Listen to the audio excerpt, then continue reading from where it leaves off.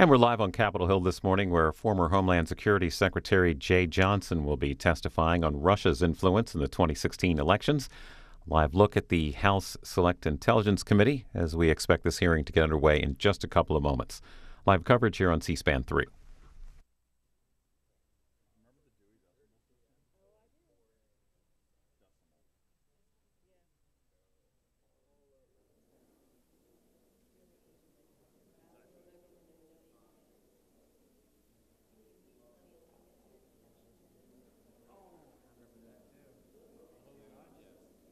I remember ATMs when they first came out and how exciting it was that you don't get money at 8 o'clock at night. I also remember ATMs closing. Like you couldn't get money after 9 p.m. on an ATM. Like to need cash. It was really weird. And you know what? I wish we would go back to it actually. Go back to what? A cash-based economy. It was only about 3 years. That way they couldn't track your purchases. It was only about 3 years ago. I was in a cab and the guy had to take me to an ATM because he couldn't take a credit card. Oh no, that's 2 years ago. Yeah. It wasn't until Uber made everybody change so that they because Uber was taking cars and DC cabs. DC cabs were the worst. No, Well, they are the worst. Now Uber. Sorry. What? Oh, it's okay.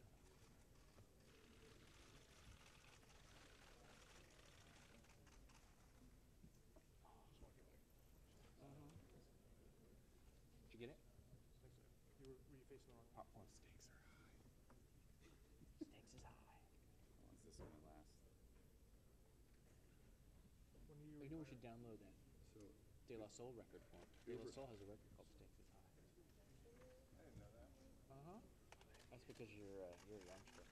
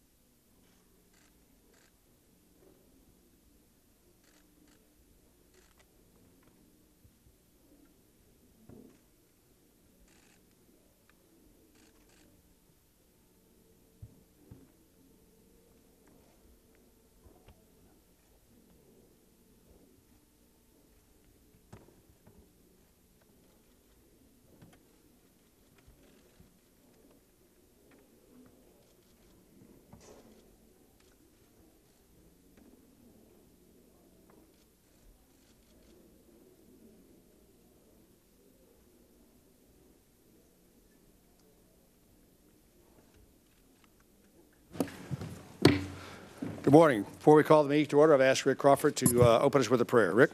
Thank you, Mr. Chairman. Please bow with me. Heavenly Father, we do bow humbly before you, thankful for every blessing of life. Lord, thank you for the blessing of this nation. Father, just ask that her people would strive to be worthy of that blessing. Father, pray for humility and temperance, and all that we say and do be pleasing to you. In Jesus' name, amen. Thank you. Point of business real quickly in consultation with Adam. Without objection, I make a motion to give each member 7 minutes to question the witnesses. Is there discussion on the motion? Ask unanimous consent. Everybody would get 7, including Adam and I. Everybody good to go? All right. Thank you. The meeting will come to order. I'd like to welcome our witness this morning, former Secretary of the Department of Homeland Security, Jeh Johnson. Mr. Johnson, thank you very much for being here this morning. As a reminder to our members, we are and will remain in open session. This hearing will address only unclassified matters. To our guests in the audience, welcome. We appreciate the public and media interest in the committee's important work, and we would expect proper decorum will be observed at all times, and disruptions to today's proceedings will not be tolerated. At this point in time, Mr. Johnson, would you please rise and take an oath? You solemnly swear or affirm that the testimony you give to the committee will be the truth, the whole truth, and nothing but the truth. So help you God? I do. Thank you. Now I recognize myself for 5 minutes. Again, thank you, Secretary Johnson, for being here today. As you know, this committee is charged with getting to the bottom of the facts regarding Russia's involvement in the 2016 election and what, if any, steps were taken by the U.S. government to prevent such interference in our election. While our investigation seeks to get to the truth of what happened during last year's election, it also seeks to provide recommendations for improvement. One focus of the committee's investigation is the U.S. government's response to Russian cyber activities during the 2016 election. According to the intelligence community's unclassified January 17 assessment, Russian intelligence accessed elements of multiple state or local electoral boards. DHS also assessed that, thankfully, the systems Russia actors targeted were not involved in vote tallying. However, the prospect of any foreign adversary meddling in our election system is extremely disturbing. Our free and open election system is a cornerstone of our democracy and the foundation of our self-governing republic. Any actions by a foreign adversary to access electoral systems threatens our basic freedoms. As Secretary of DHS, you were at the helm when your agency became aware of Russian cyber intrusions into state and local election systems, and you made the decision to designate election infrastructure as critical infrastructure in January 17. I hope your testimony today will provide this committee and the American public with a better understanding of what exactly happened and what more could have been done, if anything, to prevent the Russians from interfering in our elections. And while I commend your efforts to address the cyber threat emanating from Moscow and successfully safeguard the integrity of our vote tallying systems, it's troubling that DHS and other agencies did not respond more quickly to the Russian hacking. We're also here to talk about the future. Given all that we know about the cyber intrusions, why did our election systems remain so vulnerable? What more can be done to address these weaknesses and vulnerabilities? And I hope you will discuss these challenges and assist the committee in identifying solutions. With that, I recognize the ranking member, Mr. Schiff, for 5 minutes for his opening statement. Thank you, Mr. Chairman, and thank you, Mr. Secretary, for your extraordinary service to the country. 3 months ago, during the committee's first open hearing, former FBI Director James Comey revealed for the first time that he'd opened a counterintelligence investigation last July to determine whether any U.S. persons associated with the Trump campaign had coordinated or colluded with the Russian efforts to interfere in our election. Last month, we heard from former CIA Director John Brennan, who helped us to understand what the Russian government did, how they did it, and what motivated them. He testified that information he was seeing concerned him so greatly that he feared some Americans could be suborned to the Russian cause and began sending counterintelligence leads to the FBI for investigation. Today we'll hear testimony from former Secretary of Homeland Security Jeh Johnson about how the U.S. government responded to this unprecedented interference in our political affairs, what threat the Russians posed to our elections infrastructure, and what steps we took to protect our institutions, to inform the public what was happening, and to deter the Russians from further meddling. By the middle of last summer, it was apparent that the Russians were not merely gathering information for traditional intelligence purposes, but were intent on weaponizing it by dumping tranches of stolen emails into the public domain and in a way intended to damage the campaign of Hillary Clinton. As the ranking member of the House Intelligence Committee and part of the so-called Gang of Eight, I had been made aware of information concerning the Russian hack, as had my counterpart in the Senate, Dianne Feinstein, and other senior leadership. What we saw alarmed us, and we believed it was incumbent on the administration to inform the American people what was going on. And so on the same day that Donald Trump was urging the Russians to hack Hillary Clinton's emails, the Senator and I wrote to then President Obama urging that the administration declassify and release any intelligence community assessments related to the DNC hack and develop a swift and powerful response. Over a month later, when the administration had still made no public statement informing Americans about what the Russians were doing, Senator Feinstein and I took the extraordinary step of issuing our own public statement, carefully vetted by the intelligence community, attributing the hack to Russia and senior levels of the Kremlin. It would be yet another month before the U.S. government would publicly declare Russia behind the interference in our election when you and DNI Clapper issued your October 7 statement.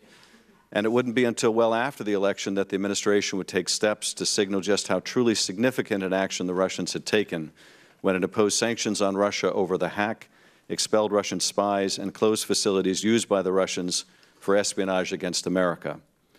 I hope, Secretary Johnson, that you will be able to share with us and with the American people a sense of the debate that was ongoing in the executive branch as evidence of the Russian involvement and hacked emails piled up through the late summer and early fall.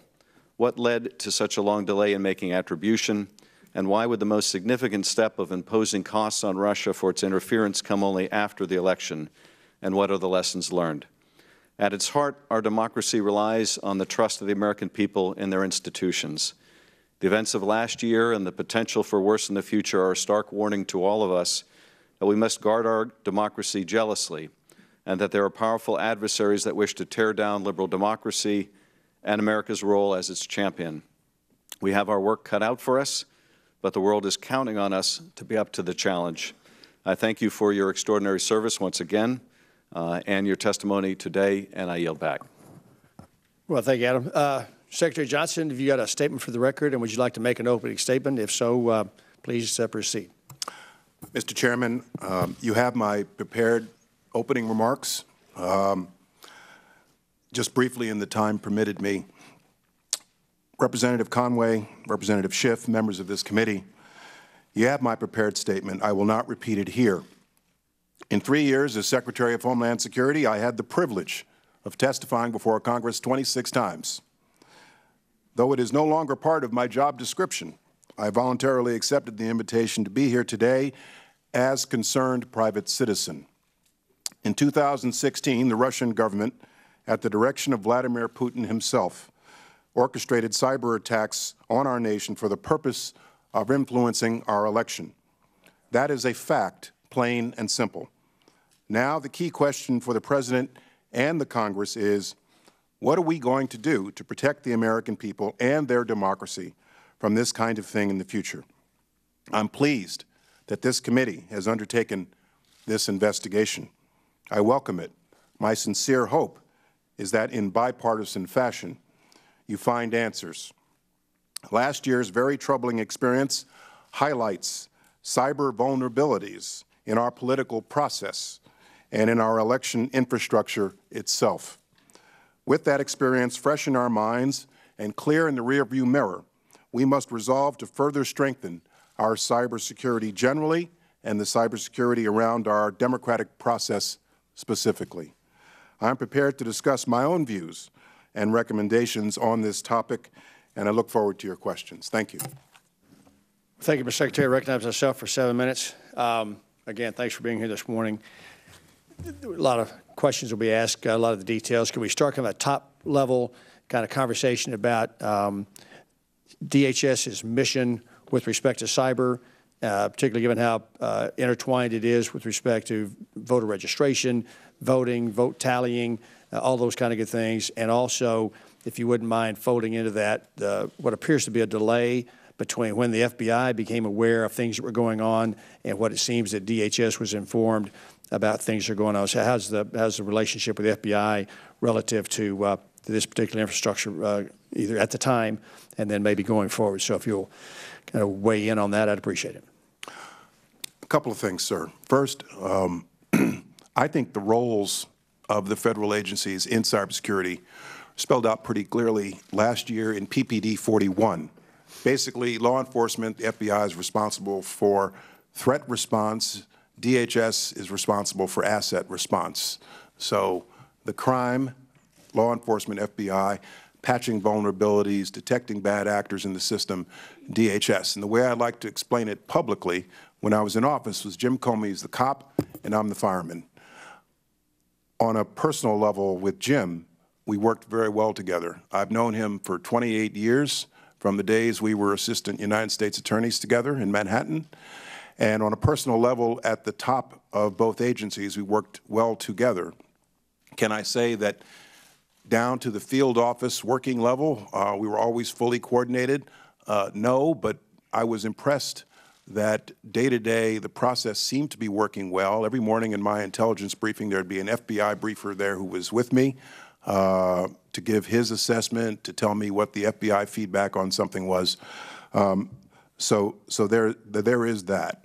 I spelled out in my opening statement, my prepared statement, the first time I recall hearing about the hack into the DNC, and I recalled that it had been some months before I was learning of this, that the FBI and the DNC had been in contact with each other about this, and I was not very happy to be learning about it several months later, very clearly.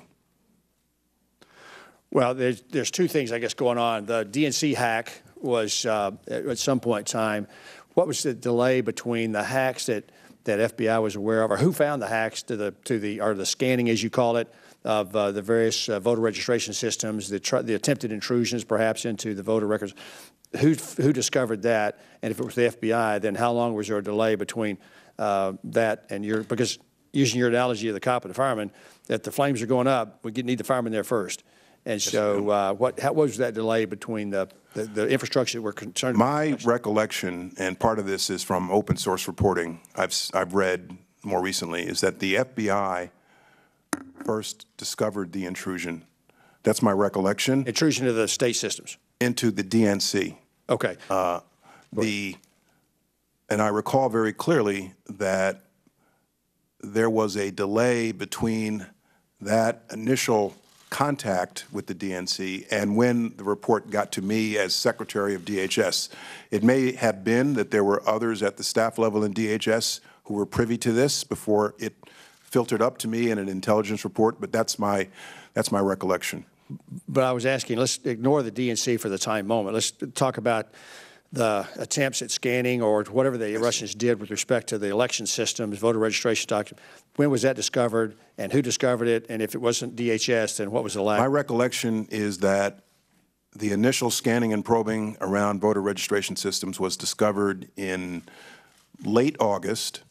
Could have been mid, could have been July, but late August in my mind. And my recollection is that once it was discovered, that information came to me and other senior people pretty quickly. Okay. Is there enough of it's one thing for the director and the secretaries to have good personal working relationships. Institutionalizing that's what we're about, because that ebbs and flows with depending on who's in those jobs. Is there is the system of notification between FBI and DHS and that working? Is there any impediments to that not working on its own without the good relationship that you and Mr. Comey had at the time? In my observation, it worked pretty well, but could stand improvement very definitely. And I think it's incumbent upon the leaders of both organizations to instill that in their workforces. So I think it worked pretty well together in my 3 years, but there were glitches. There were instances where we did not communicate as effectively as we could have. So one of our purposes this morning was to reassure the American public with respect to the 2016 election, and then also, secondly, look at what we do in future elections going forward. You said in your opening statement, or in your prepared remarks, that to your knowledge, there was no vote tallying changes, that no one's vote was, they voted one way and it recorded some other way. Is that still your opinion that with respect to the 2016 election, that the intrusions or attempted, whatever it is the Russians or others did not affect the actual voting itself? Based on everything I know, that is correct. I know of no evidence that through cyber intrusions, votes were altered or suppressed in some way. Okay. The lessons learned in moving forward, you designated the voting system as critical infrastructure. In the remaining time, can you give us kind of a quick snap as to why that was important in your mind? It was important in my mind because critical infrastructure receives a priority in terms of the assistance we give on cybersecurity. That's number one. There's a certain level of confidence, of confidentiality that goes into the communications between critical infrastructure and the department that are guaranteed. And number three, when you're part of critical infrastructure, you get the protection of the international cyber norms. Thou shalt not attack critical infrastructure in another country. And so those were the principal reasons to do this. There are 16 sectors already that are considered critical infrastructure. And in my view, this is something that was sort of a no-brainer. And in fact, probably should have been done years before. And I'm pleased Secretary Kelly has reaffirmed it. Reaffirmed it. Does that include the parties and the related infrastructure around candidates, or is that just the mechanics of voting itself? If you read the way I wrote the statement on January 6th, it's pretty much confined to the election process itself, election infrastructure itself, not the politicians, not the political parties. All right, thank you. You're back. Time has expired. Recognize the ranking member for 7 minutes. Adam. Thank you, Mr. Chairman. Mr. Secretary, in the late summer of last year, it became apparent that the Russians were doing more than gathering foreign intelligence, that they were in fact dumping it in a way designed to potentially influence outcomes, not by affecting the vote machines necessarily, but by affecting American public opinion with the dumping of these emails. So that's happening in late summer, mid to late summer. Why did it take the administration so long to make a public statement that a foreign adversary was trying to influence the American election? The statement didn't come until October. Why did we wait from July till October to make that statement? Well, Congressman, I'm going to disagree with your premise that there was some type of delay. This was a big decision, and there were a lot of considerations that went into it. This was an unprecedented step. First, as you know well, we have to carefully consider whether declassifying the information compromises sources and methods. Second, there was an ongoing election, and many would criticize us for perhaps taking sides in the election. So that had to be carefully considered. One of the candidates, as you recall, was predicting that the election was going to be rigged in some way. And so we were concerned that by making the statement, we might, in and of itself, be challenging the integrity of the election process itself. This was a very difficult decision, but in my personal view, it's something we had to do. It got careful consideration, a lot of discussion. My view is that we needed to do it, and we needed to do it well before the election to inform the American voters of what we knew and what we saw, and that it would be unforgivable if we did not pre-election. And I'm glad we did it. You know, Congressman, every big national security, homeland security decision I've made in my time, somebody always criticizes you for doing it, and then somebody else criticizes you for not doing it sooner. So Jim Clapper and I made the statement on October 7th, and I'm glad we did, frankly. I think the larger issue is it did not get the public attention that it should have, frankly, because the same day the press was focused on the release of the Access Hollywood video. That's what made our news below the fold news that day. Well, I want to ask you about that as well, but a couple things. There were certainly allegations by one of the campaigns, the Trump campaign, that the process was rigged. Yes. But the allegation wasn't that it was being rigged by a foreign power. Why wasn't it more important to tell the American people the length and breadth of what the Russians were doing to interfere in an election than any risk that it might be seen as putting your hand on the scale? Didn't the public have a compelling need to know, notwithstanding the claims made by a campaign about a different kind of rigging, and the need to rebut the idea that this was being presented to the public deliberately to influence the outcome?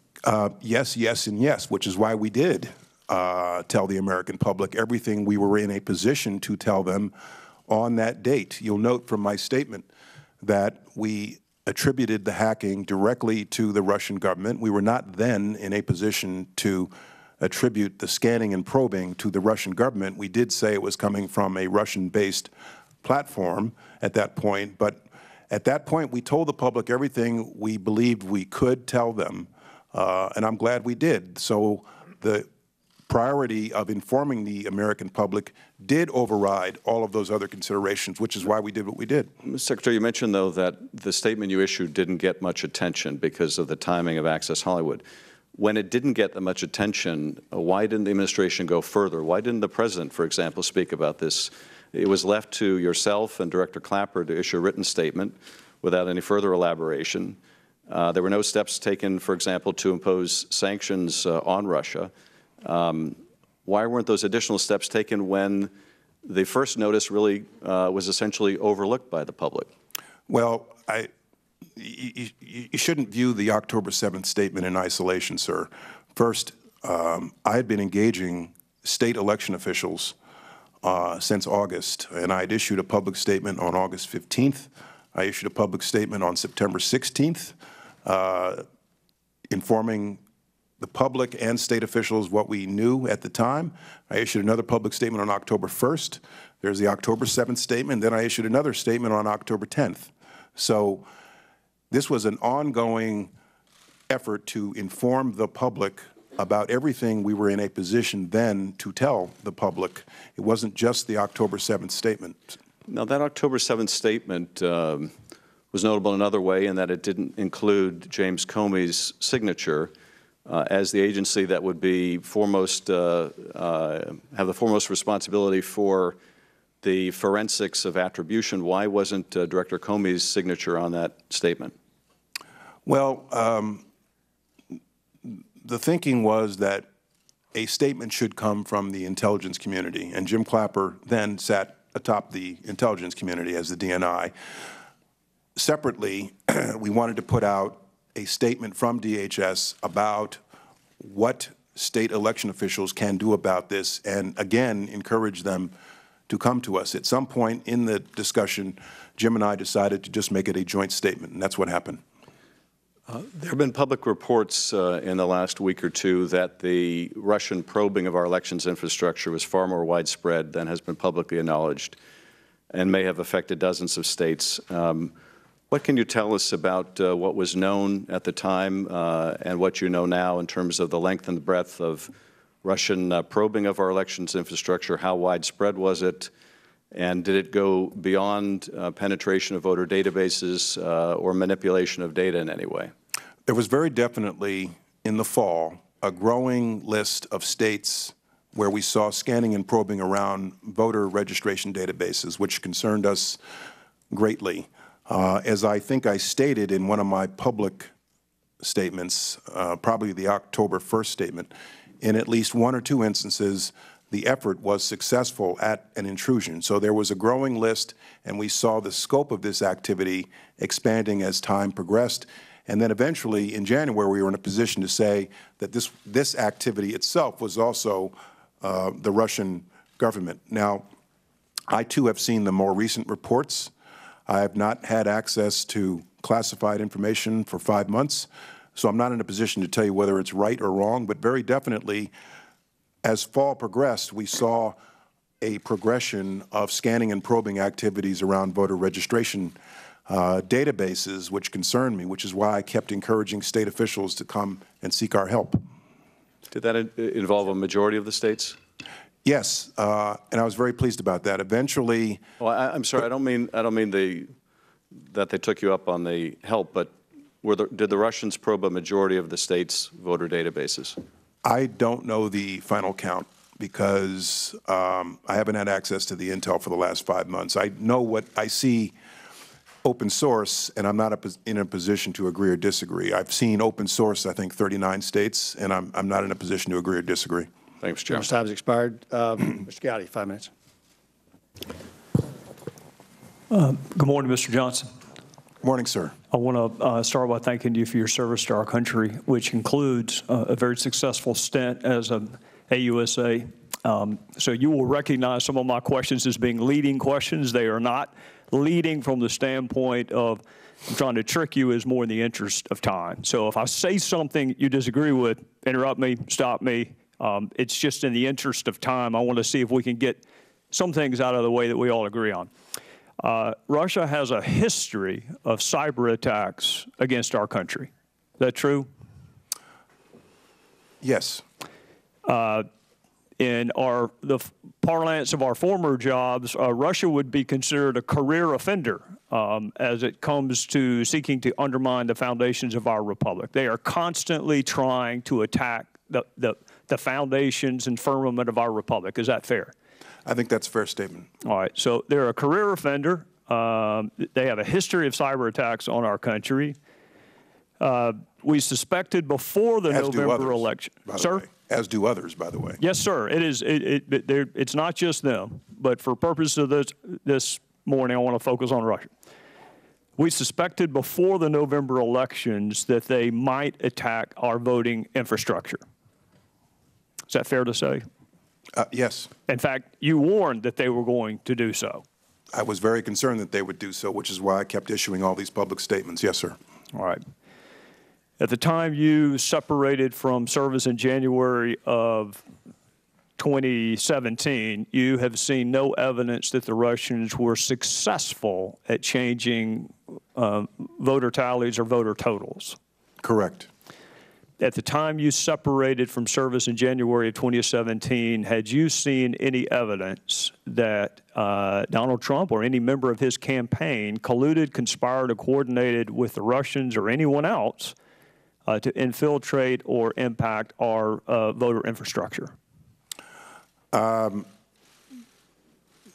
Not beyond what has been out there open source, and not beyond anything that I'm sure this committee has already seen and heard before directly from the intelligence community. So the only thing I'd have on that is derivative of what the intelligence community has and the law enforcement community. Speaking of the intelligence community, it strikes me that most of the information currently available was available in the fall of 2016. Most of the intelligence products that are relied upon to form certain assessments, that underlying data was available in 2016, some of it before the election. I'm not in a position to agree or disagree with that because I don't have access anymore to intelligence over the last 5 months. Well, looking at this a different way, before the election in November of 2016, you had already seen evidence of Russian efforts to impact our election. In fact, you testified they had a preference for a candidate, they were aggressive, and I think you used the phrase plain and simple. Yes, but with respect to efforts to hack into the DNC and other political organizations, yes, very clearly. All right. Correct. Well, this is, I guess, what I'm getting at.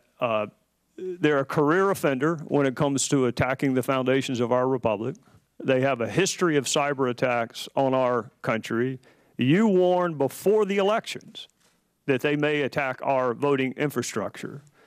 After the election, President Obama took steps to target Russia, and you took steps to consider our voting apparatus to be critical infrastructure.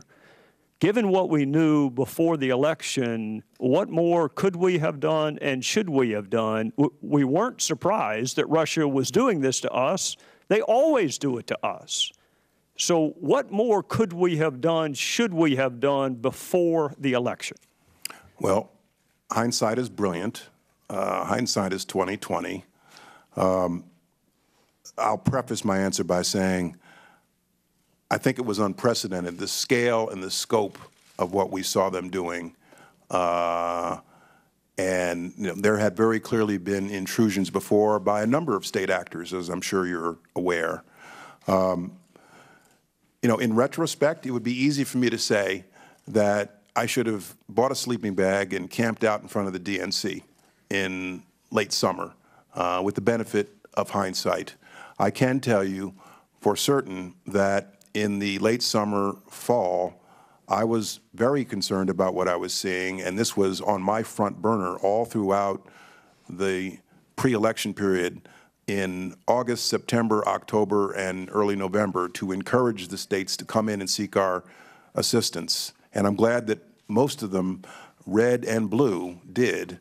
Hindsight is perfect, 20/20, but I'm satisfied that this had my attention. It had the attention of my people because I pushed them at every step of the way to make sure we were doing everything we could do. But obviously there are lessons learned from this experience, and for the future there's probably more we can and should do. For the states, if I remember correctly, you had a conference call or otherwise communicated with the states to offer them your assistance prior to the election. Correct. And if I remember your testimony correctly, their response vacillated between neutral and opposed. Correct. Well, it was to the issue of designating them as critical infrastructure. Okay. Correct. Do you know, without naming the states, whether any of the states most vocally opposed to that designation were, in fact, impacted by Russian efforts?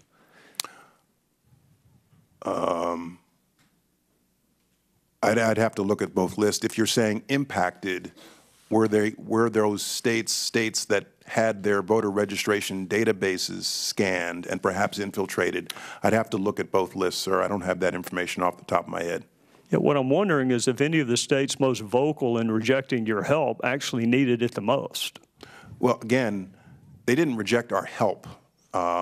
36 of them accepted our help, but they were resisting the idea of a designation to be critical infrastructure, which I went ahead and did anyway. What would that designation have done in November or in October? What would that designation have accomplished had you done it in the fall of 2016 instead of January? Well, as I outlined earlier the advantages of that declaration, but in the short term, my assessment was that we needed to get them in. We needed to bring the horses to water to seek our cybersecurity help. And so making the designation would have, in my assessment, driven them in the opposite direction. And my number one priority pre-election was to get them to seek our cybersecurity help, and for the most part they did. Thank you, Mr. Secretary. Judge's time has expired. Mr. Hines, 7 minutes. Thank you, Mr. Chairman. I'll begin by yielding a moment to the ranking member. Thank you, Mr. Hines. Just a quick follow-up. You've been asked, Mr. Secretary, about whether the vote tallies were impacted. Some have suggested that because the actual counting of the votes by the machines wasn't impacted, that therefore you're testifying and others have testified there was no effect on the election. These are two quite different things. In your written statement, you state, I'm not in a position to know whether the successful Russian government-directed hacks of the DNC and elsewhere did in fact alter public opinion and thereby alter the outcome of the presidential election. Correct. Do you stand by that? Yes, and thank you for that clarification. And it's not really the job of the intelligence agencies to determine whether the information that was dumped had a determinative effect on the outcome, only whether machines were impacted, not people. Correct. You'd need a social scientist or a pollster to do that. I also wanted to ask you about the information concerning potential coordination with the Russians.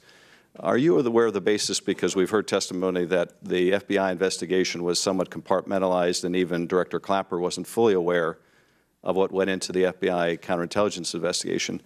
Are you aware of the information that formed the basis for Director Comey opening a counterintelligence investigation as he testified in July of last year?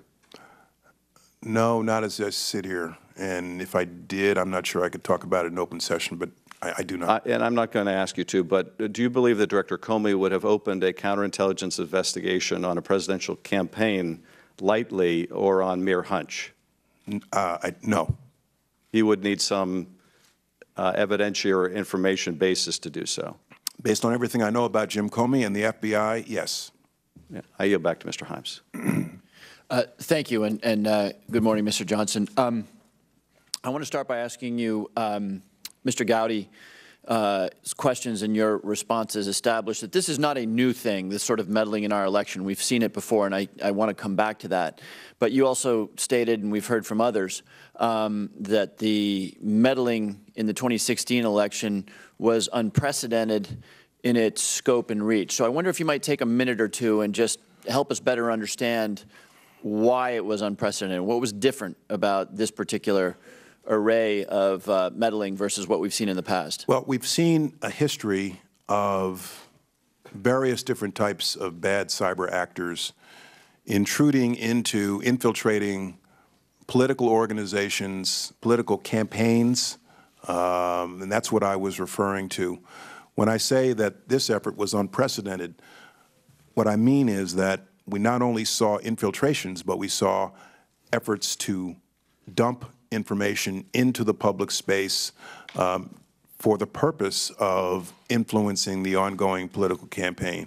And it was widespread, and in that respect, and we knew it was happening, so in that respect, it was very much unprecedented. So can I just, distilling your testimony, we had seen scanning queries, what we might sort of generally consider espionage, trying Correct. to gather information. Correct. But we had never seen what the Russians call active measures, that is to say, actually the insertion of information designed to alter an outcome. That's what makes this unprecedented? Yes. Thank you. So let's step back a little bit away from how this is unprecedented. We have seen this before. 2008, Chinese hackers targeted then candidate Barack Obama and John McCain. We saw it again in 2012. So my question is, as you assumed your duties at Homeland Security, how were we thinking about this? Were we thinking about this issue in a constructive way prior to the last election? Good question. It became a front burner item for me in summer 2016. And I began discussions with my staff about what should we be proactively doing to help state election officials prepare.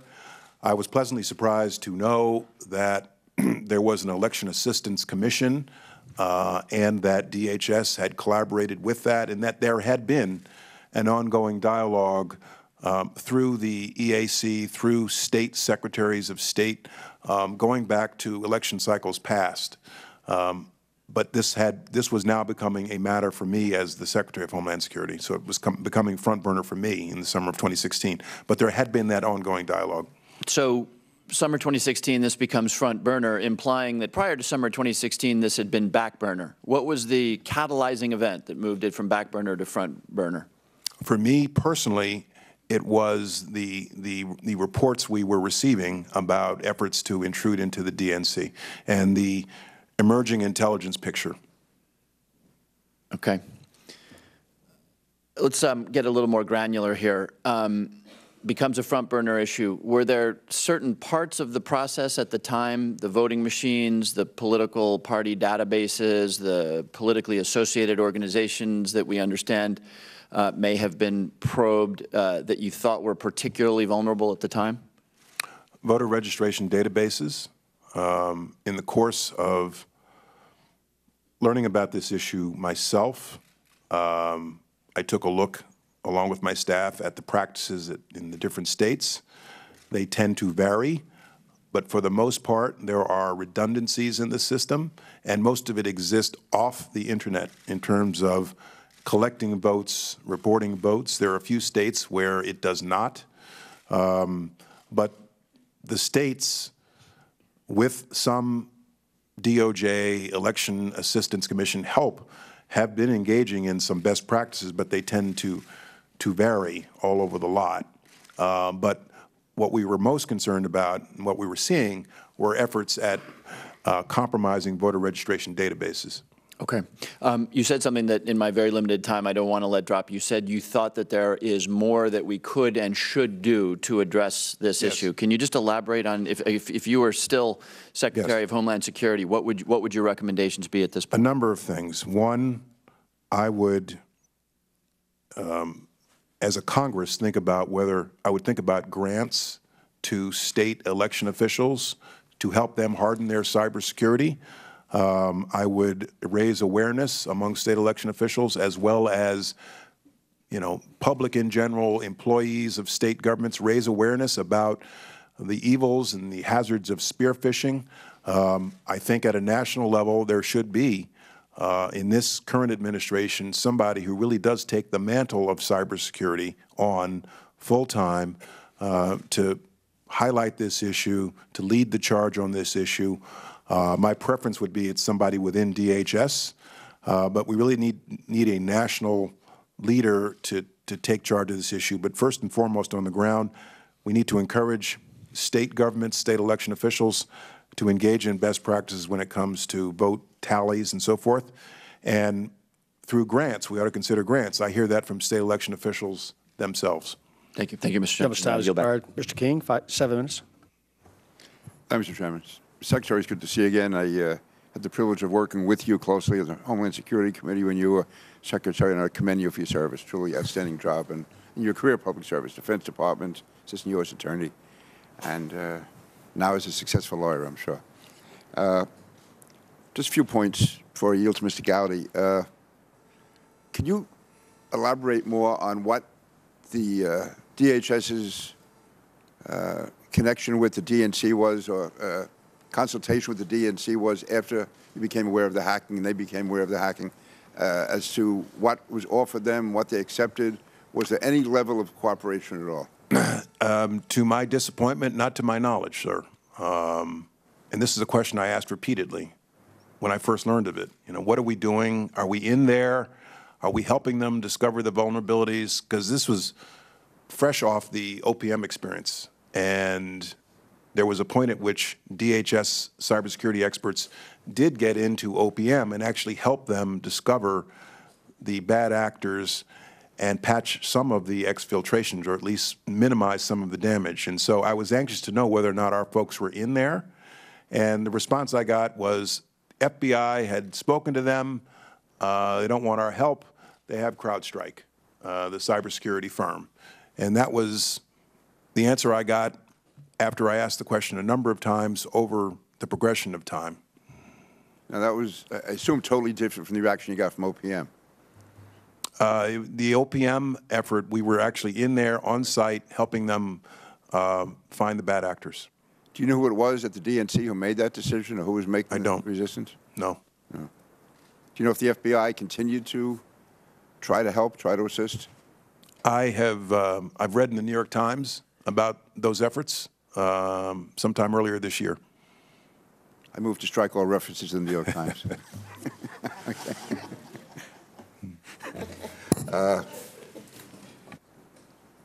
I would just say, maybe it's editorializing my part, that really is, to me, an unusual response by the DNC. I mean, if you're talking about presidential election, you have an unprecedented amount of cyber hacking by a foreign power, an adversary from my point of view, and that they would not accept all the help that could possibly be given. Especially, I mean, it's not as if, not that you would be partisan or anyone else, but it's not even like it was a Republican administration trying to intrude into the DNC. This is a impartial governmental entity, FBI, DHS, and they didn't accept it. I just find it very hard to, to comprehend. Well, my interest in helping them was definitely a nonpartisan interest. I know that, yeah. And I recall very clearly that I was not pleased that we were not in there helping them patch this vulnerability. The nature of when you're dealing with private actors and even political organizations, DHS does not have the power to issue a search warrant or get a search warrant and go in and patch their vulnerabilities over their objections.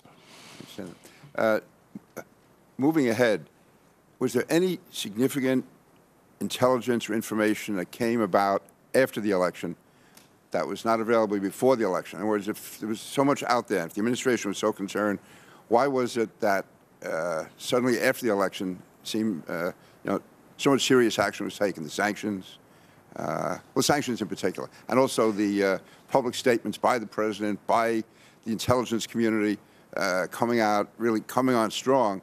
And yet, I didn't see what was present after the election that wasn't there before the election. Well, I'm going to disagree with your premise, sir. We did, before the election, 1 month before the election, formally and very publicly accuse the Russian government of doing this in pretty blunt terms, uncommon for the intelligence community. That statement was pretty blunt in saying we know the Russian government is doing this based on the picture we saw at the time. The picture continued to build upon itself as time progressed. There was more we knew about the Russian government's efforts at scanning voter registration databases. You recall the October 7th statement says we were not then in a position to attribute that to the Russian government, but the picture got clearer as time progressed. But on October 7th, we issued a very clear declaration based upon what we knew at the time, that the Russian government was behind the hacks of the DNC. I'm not at all being critical of you. I'm just saying that it seemed if the administration... It just didn't get the attention that I would have preferred to get, because we're in the midst of a campaign where the press and the voters are focused on lots of other things, like 11-year-old videos. I'm thinking more about the administration, all the power they have, because in December we had this drumbeat of stories coming out, one after the other, some open, some being leaked, and then you had sanctions being issued. It seemed that all the power and mobilization of the administration to get that story out came after the election into December and early January. And between October 7th and Election Day, there was very little. And as you say, the October 7th statement was overshadowed by the other incidents that were occurring at the time. So I think you did what you had to do, but I'm just saying I'm just still concerned. They're not concerned, but Well, very that's definitely. why the administration did. The October 7th statement was an administration statement. That was the result of an intelligence community assessment. The president approved the statement.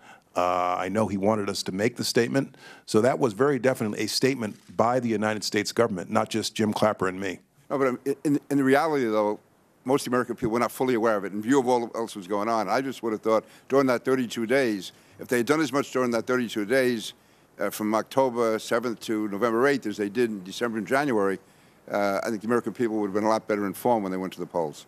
And I'm just... Well, I can tell you, I why they issued do it. statements on September 16th, October 1, October 7, October 10 about what we saw. You did your job. I'm not directed to questioning state you in election any way about officials. that. I'm really asking about the administration overall. And with 30 seconds, Dre. Just real quickly, if I could get you to put on your old hat for a second. Hacking into someone's server strikes me as a crime. Yes. So the DNC was the victim of a crime. I'm trying to understand why the victim of a crime would not turn over evidence to you and Jim Comey, who were both apolitical and come from apolitical backgrounds. Well, I'm quite sure that at some point in the timeline, they did do that. My point earlier was that in the initial period, I was not satisfied that we were able to get in there ourselves, DHS, to help them identify the bad actor and patch the vulnerabilities. I'm quite sure that at some point, the FBI and the DNC had a dialogue, but you'd have to ask them. Gentleman's time expired. Ms. Sewell, 5 minutes. Thank you, Mr. Chairman. I'd like to yield a minute to the ranking member to ask a question. I thank the gentlewoman. I just want to follow up on Mr. King's comments and question because I really agree quite completely with Mr. King. And I'm not saying this as a matter of hindsight. Senator Feinstein and I were saying this in real time as it was going on. Why didn't the President of the United States, and Secretary, you did what you could do, but why didn't the President of the United States, at the time you were making your attribution or thereafter, speak to the American people and say a foreign power is interfering in our affairs? This isn't a Democratic thing, this isn't a Republican thing, this is an American thing, and they need to be rejected and they need to stop. Why wasn't that done? Was there thought given to that? Why was that course rejected? Well, again, Congressman Schiff, we did make the statement, and we were very concerned that we not be perceived as taking sides in the election, injecting ourselves into a very heated campaign, and so, or taking steps to themselves delegitimize the election process and undermine the integrity of the election process. And so we considered all those things, and the decision was made that the Director of National Intelligence and the Secretary of Homeland Security should together make this statement. And there were public statements made by various administration officials, including myself, all through the campaign season, pre-election, to the same effect. You're back to Ms. Sewell. Secretary Johnson, welcome. Again, thank you for your years of service to this great nation. I'd like to talk about attribution. And by now, it's well known that the Russians hacked, stole, and then strategically dumped emails from the DNC in order to affect the outcome of the 2016 election. What I'd like to understand better is how the United States government came to reach that conclusion and how DHS and the rest of the government were able to attribute it directly to the Russians. So according to the declassified intelligence community assessment released in January of 2017, we noted that Russian intelligence assessed, quote, assessed elements of multiple state and local electoral boards. And that seems pretty clear. Mm-hmm. How does one go about attributing that to the Russians? What kinds of information, signatures, or cyber activity would you be looking for in order to make that attribution? And how do you go about validating that information? Congresswoman, you'd probably have to have that discussion in closed session because it's sources and methods. And it's probably better to have that discussion with someone in the intelligence community. I do recall that looking at the intelligence, it was a pretty clear case, perhaps beyond a reasonable doubt, Mr. Gowdy, that the Russian government was behind the hacks into the DNC, based on everything I was seeing. In terms of attribution, there are normal considerations about when one makes public attribution to a state actor who's engaged in some type of cyber attack. My personal opinion was that, and is that, those normal considerations were out the window and that we had an independent, overriding need to inform the voting public of what we saw going on. And the way I looked at it as a corporate lawyer was, if I'm the issuer of a public stock and I see a very powerful actor in the market trying to manipulate the price of my public stock, I have a duty to tell the investing public what I know. Now, how did you go about alerting the states, the DHS go about alerting the states and local communities about what was going on? And I know that you did the next designation for critical infrastructure. What I'm trying to get at is, given your background and your recommendation that we do something more now to really alert the state and local governments, how do we do it now? And what would you suggest would be a better way to go about alerting them of something? Well, we did have an ongoing dialogue all throughout the fall with state election officials at the law enforcement level with DHS. There was, of course, the public October 7th statement, but the conversation didn't stop there. Right. I continued to issue public statements, and we continued to have a dialogue with state officials as they came in to seek our cyber assistance at the staff level. In answer to your question, but only if they came to get your assistance with DHS be more helpful in that sense? So you really left it up to the states and the local governments to actually I think it's the case that we had a dialogue with just about every single of the 50 states. Eventually, ultimately, we had a dialogue with, I think, all but maybe one or two of the states. And they actually signed up for our cybersecurity assistance. There were 36, along with a whole lot of counties and cities that actually signed up for our assistance. But we were pushing information out the door to everybody as often as we could. But in answer to your question, I think that the states are, one thing I discovered in this conversation, state election officials are very sensitive about what they perceive to be federal intrusion into their process. I heard that firsthand, over and over. This is our process. It's our sovereign responsibility. We're not interested in a federal takeover. And they were very. But doesn't the federal government have an interest in the integrity of these elections? I think the American public, the nation, has an interest in the integrity of the election, and I think you federally elected officials have an interest in the integrity of the elections that result in you sitting here, yes. But I think that we need to continue, now that the campaign's over, maybe in odd years, if we could find a way, to raise awareness when the temperature's down, maybe through grants, encourage best practices at the state level, and maybe encourage a uniform set of minimum standards for cybersecurity when it comes to state election systems and voter registration databases. Thank you. General time expired. Mr. Lobiondo, 5 minutes. Thank you, Mr. Chairman. Mr. Secretary, thank you for being here. Thank you for your service. Some of this may be a little bit redundant, but I'm trying to really better understand how all the different entities have come together. Can you briefly summarize DHS' role in cyber defense?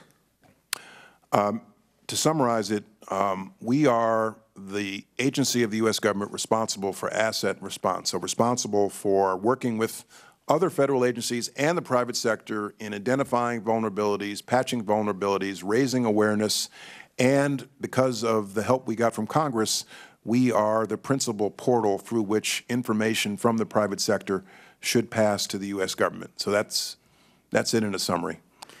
And with that in mind, can you briefly tell us DHS's role in sharing cyber threat indicators, how that works? On my watch, it was the and this is an acronym, the NCIC, the National Cyber Communications Integration Center, is the place designated to receive cyber threat indicators and report them. Okay. Switching gears a little bit, based on what you know now, what would you have done more or differently in response to the Russian cyber attack of the 2016 election? Well, with the benefit of hindsight, there is always more things you can say to yourself, I should have done. Like I said earlier, you know, with the benefit of hindsight, perhaps I should have camped out at the front door of the headquarters of the DNC.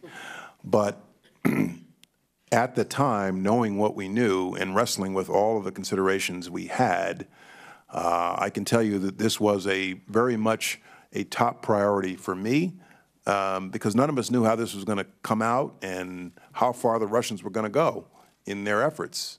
And so I can tell you, with the benefit of hindsight, that this was a top priority for me. And virtually every day during the campaign season, I was questioning my own staff about, are we mobilized? Are we energized enough to do what we need to do? Have we set up a crisis response center on election night, which we did?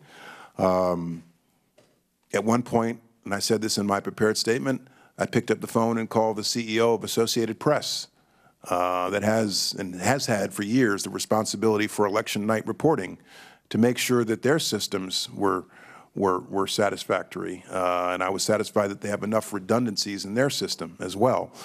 So this was something that was, you know, very much uppermost on our minds in the run-up to the election. Okay. So thinking ahead to 2018 and 2020, what scenarios, two-part question, what scenarios most concern you, and what recommendations do you have for us that we should do that maybe is something that's not in place now?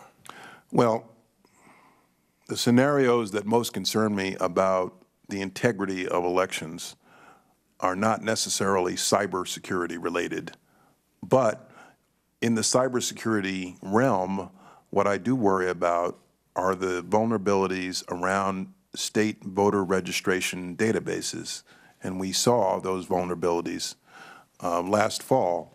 And so I think there needs to be more done to secure voter registration databases so that that information doesn't get out in the open. So from a congressional approach, somehow grants to states for databases or anything specific you recommend? I know that the state election officials are very sensitive to and would oppose, likely, federal standards for how they should run their elections. It was very hard to bring about. I remember the debate about HAVA in 2002. So I would use the carrot approach instead of the stick approach and encourage them through grants to bolster their own cybersecurity. And what specific policy changes, if any, would you recommend to your successor, Secretary Kelly? In addition to all the things we've just discussed, I think it's important that Secretary Kelly or the Undersecretary for NPBD really take this on as a front burner issue. When I came into office in 2013, I viewed counterterrorism as the cornerstone mission of DHS. And then after a time, when I got a sense of the threat environment, I realized that cybersecurity needed to be the other cornerstone, needed to be the other top priority of our department's mission. It's going to get worse before it gets better, and bad cyber actors all the time are more and more ingenious, more tenacious, and more aggressive. And so I would urge Secretary Kelly to make this one of his top 1 or 2 priorities. Yeah, thank you. I yield the balance of my time to Mr. Gowdy. Well, thank the gentleman. Director Johnson, I don't want to beat a dead horse, but I do think it's important. The last time you and I talked, I wasn't 100% sure, but I've since had it confirmed. The DNC never turned the server over to law enforcement. So twice now you have said that you could have camped out in front of the DNC, and I would say in defense of you, it wouldn't have made any difference if you had, because they weren't going to give you the server. So if you're investigating, either from a law enforcement or from an intelligence standpoint, the hacking by a foreign hostile government, wouldn't you want the server? Wouldn't that help you, number one, identify who the attacker was? And if memory serves me, this was early in the summer of 2016 when we learned of the DNC hack. So if they had turned the server over to either you or Director Comey, maybe we would have known more, and maybe there would have been more for you to report. So I guess what I'm asking you is, why would the victim of a crime not turn over a server to the intelligence community or to law enforcement? I'm not going to argue with you, sir. That was a leading question, and I'll agree to be led. Jim's time has expired. Mr. Carson, 7 minutes. Oh, excuse me. Just hang on, Andre. My general counsel has informed me that our unanimous consent order to extend the conversation for 7 minutes per member is only good for an hour. So I ask unanimous consent that each member has 7 minutes to question the witness, and hearing no objections, we'll continue down that path. Mr. Carson, 7 minutes. Thank you, Chairman. Thank you, Mr. Johnson, for your service to our country. We've heard since last year about Russian bots that were released on the internet, generating and disseminating fake news on social media platforms. As far as you understand, sir, how do these bots work, and how did we come to discover them, and how effective were they in basically shaping opinions, and how do they interact with social media to make their campaign most effective? Congressman, you're really testing me here. You're a brilliant man, level to a technical level that there are others who could sit here and give you a much better answer. It's hard to know. I mean, the activity you've cited, I know, is prevalent. Sure. It is hard to know to what extent it influences public opinion. Like I said earlier about the election result, it is hard to know to what it is not for me to know to what extent the Russian hacks influenced public opinion and thereby influenced the outcome of the election. Okay. Sir, do you think, as I do, that the Kremlin on some level managed to stoke uncertainty about our electoral institutions and thus their operation was successful? And secondly, do you think with the Russian influence or interference operation, all of which Americans were victims, even if their votes weren't effective, offers us any hard lessons learned, sir, that we should carry on with us as we prepare for 2018? Well, certainly if the Russian aim of what they did was to distract us and divert us from the business of government, whether it's health care or something else, yes, I mean, as evidenced by what we're doing here today. Again, I think the answer has to be greater workforce awareness among those who use, whether it's the DNC or House.gov or the private sector, raising awareness among those who use the system about unrecognizable emails and attachments. You know, this apparently started with an email somebody shouldn't have opened. And I can tell you from experience, the most devastating attacks, and forget the Russians for a moment here, the most devastating attacks by the most sophisticated actors very often start simply because somebody opens an email that they shouldn't open. And so raising awareness about spear phishing can go a long way. And as I said earlier, encouraging those who are responsible for our democracy in ensuring that their cybersecurity is protected, and they've done what they need to do. Thank you, sir. Keep up the great work. Mr. Chairman, I yield back. I yield to the ranking member at this time. I thank the gentleman. Just to follow up on the DNC, and I know my colleague, Ms. Spear, will have some questions about that too. But I take it whatever criticism you might have of the DNC for how they responded or whether they're willing to turn over the server or not, you're not maintaining that that somehow justifies the Russian hacking of our institutions. No, of course not. Because I think there's a tendency, as in many cases, to blame the victim over their victimization. The DNC was a victim here, were they not? Correct, yes. And there's a lot we're going to have to probe in terms of the government response as well as the DNC's. The primary actor that interfaced with the DNC, would it have been DHS or would it have been the FBI? Well, in a perfect world, it would be both of us. It would be law enforcement and asset response. So it would be DHS, law enforcement, and, when necessary, the intelligence community. And there have been cases where we have worked well hand in hand together, law enforcement and Homeland Security, addressing a situation. One of the reasons I raise this issue is, and one of the reasons I think the public nature of these hearings is so important, is the Russians are among the most capable cyber adversaries in the world, are they not? Yes.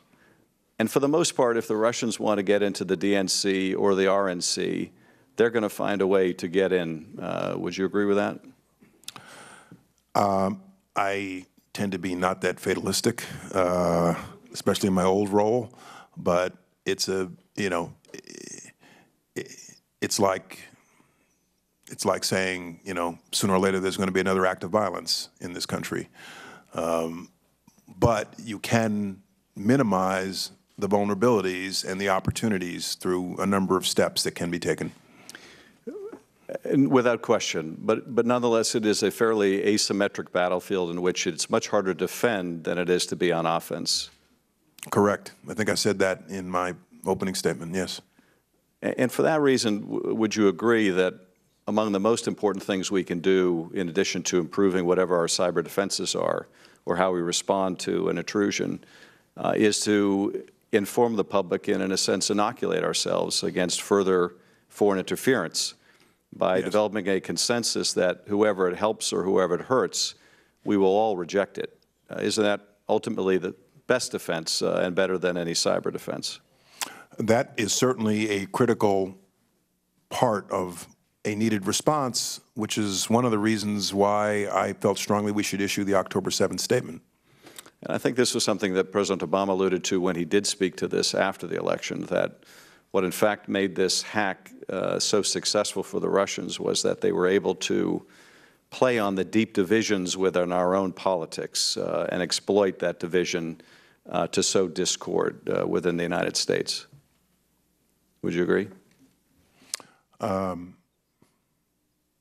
I would. Yeah, I don't disagree with that statement, and you know, certainly the rhetoric of the campaign contributed to that as well.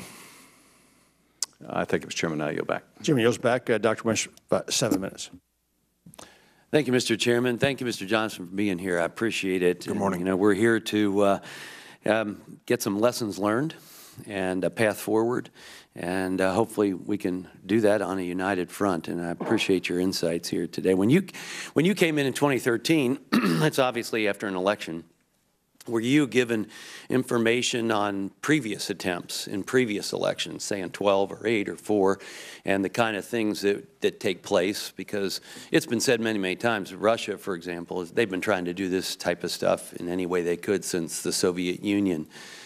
So were you given any kind of background to maybe help you? Well, I was certainly aware, not just from my experience at DHS, but from my experience as the General Counsel of the Defense Department, that there had been nation-state efforts at espionage, for the most part, into various political organizations and campaigns. Yeah, and I'm pleased to see that you have agreed with Secretary Kelly to make cyber a top priority, and that's probably very good advice.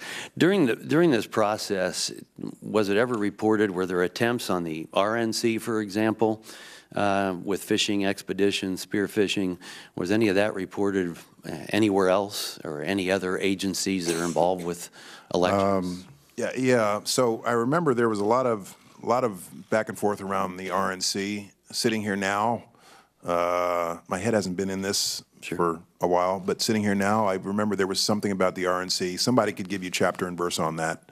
But I remember there was something around the RNC too, but I'm not sure what it is sitting right now. Some attempts, at least. Is that what you my recollection here is going to be faulty, so I just don't. It's a knowable question. Yeah. Well, thank you. So, we're talking about hacking from an external, a foreign source, and clearly an illegal activity. You look at something like, in trying to influence an election, and you look at something like Access Hollywood. I assume that was legally obtained, but trying to influence an election. I'm not trying to compare the two in any way, shape, or form. What I'm going to is we talk about Russia. We're talking about Russia today, but we're also talking about other countries, as you mentioned before. They are not alone in this process. But do we have domestic concerns as well? We're talking a lot about foreign entities trying to influence our elections through nefarious behavior. Do we have concerns domestically as well that we should be alerted to? Absolutely. Domestically, there are bad cyber actors that would probably have a motive in trying to affect the outcome of an election, as well as, theft, ransomware, host of other things that I think we all know about. Sure. Have we seen any of that from the domestic front? I mean, I know we're talking about foreign entities today, but have we seen attempts, any successful attempts domestically to try and invade? Cyber attacks for a political motive, I have to believe yes. Yeah.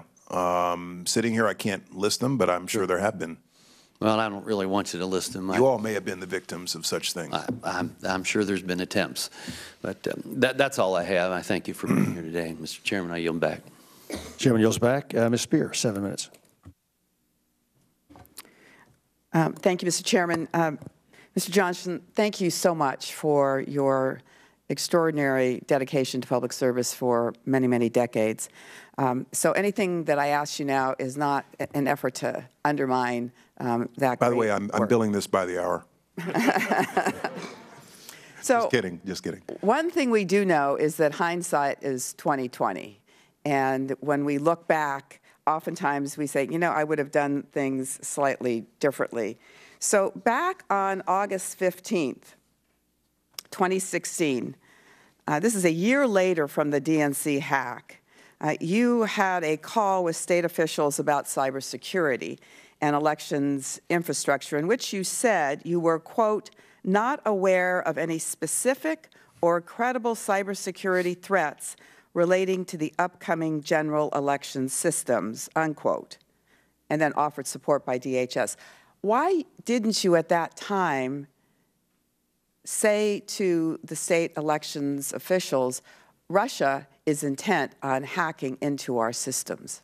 Because I was not in a position to say that at that point.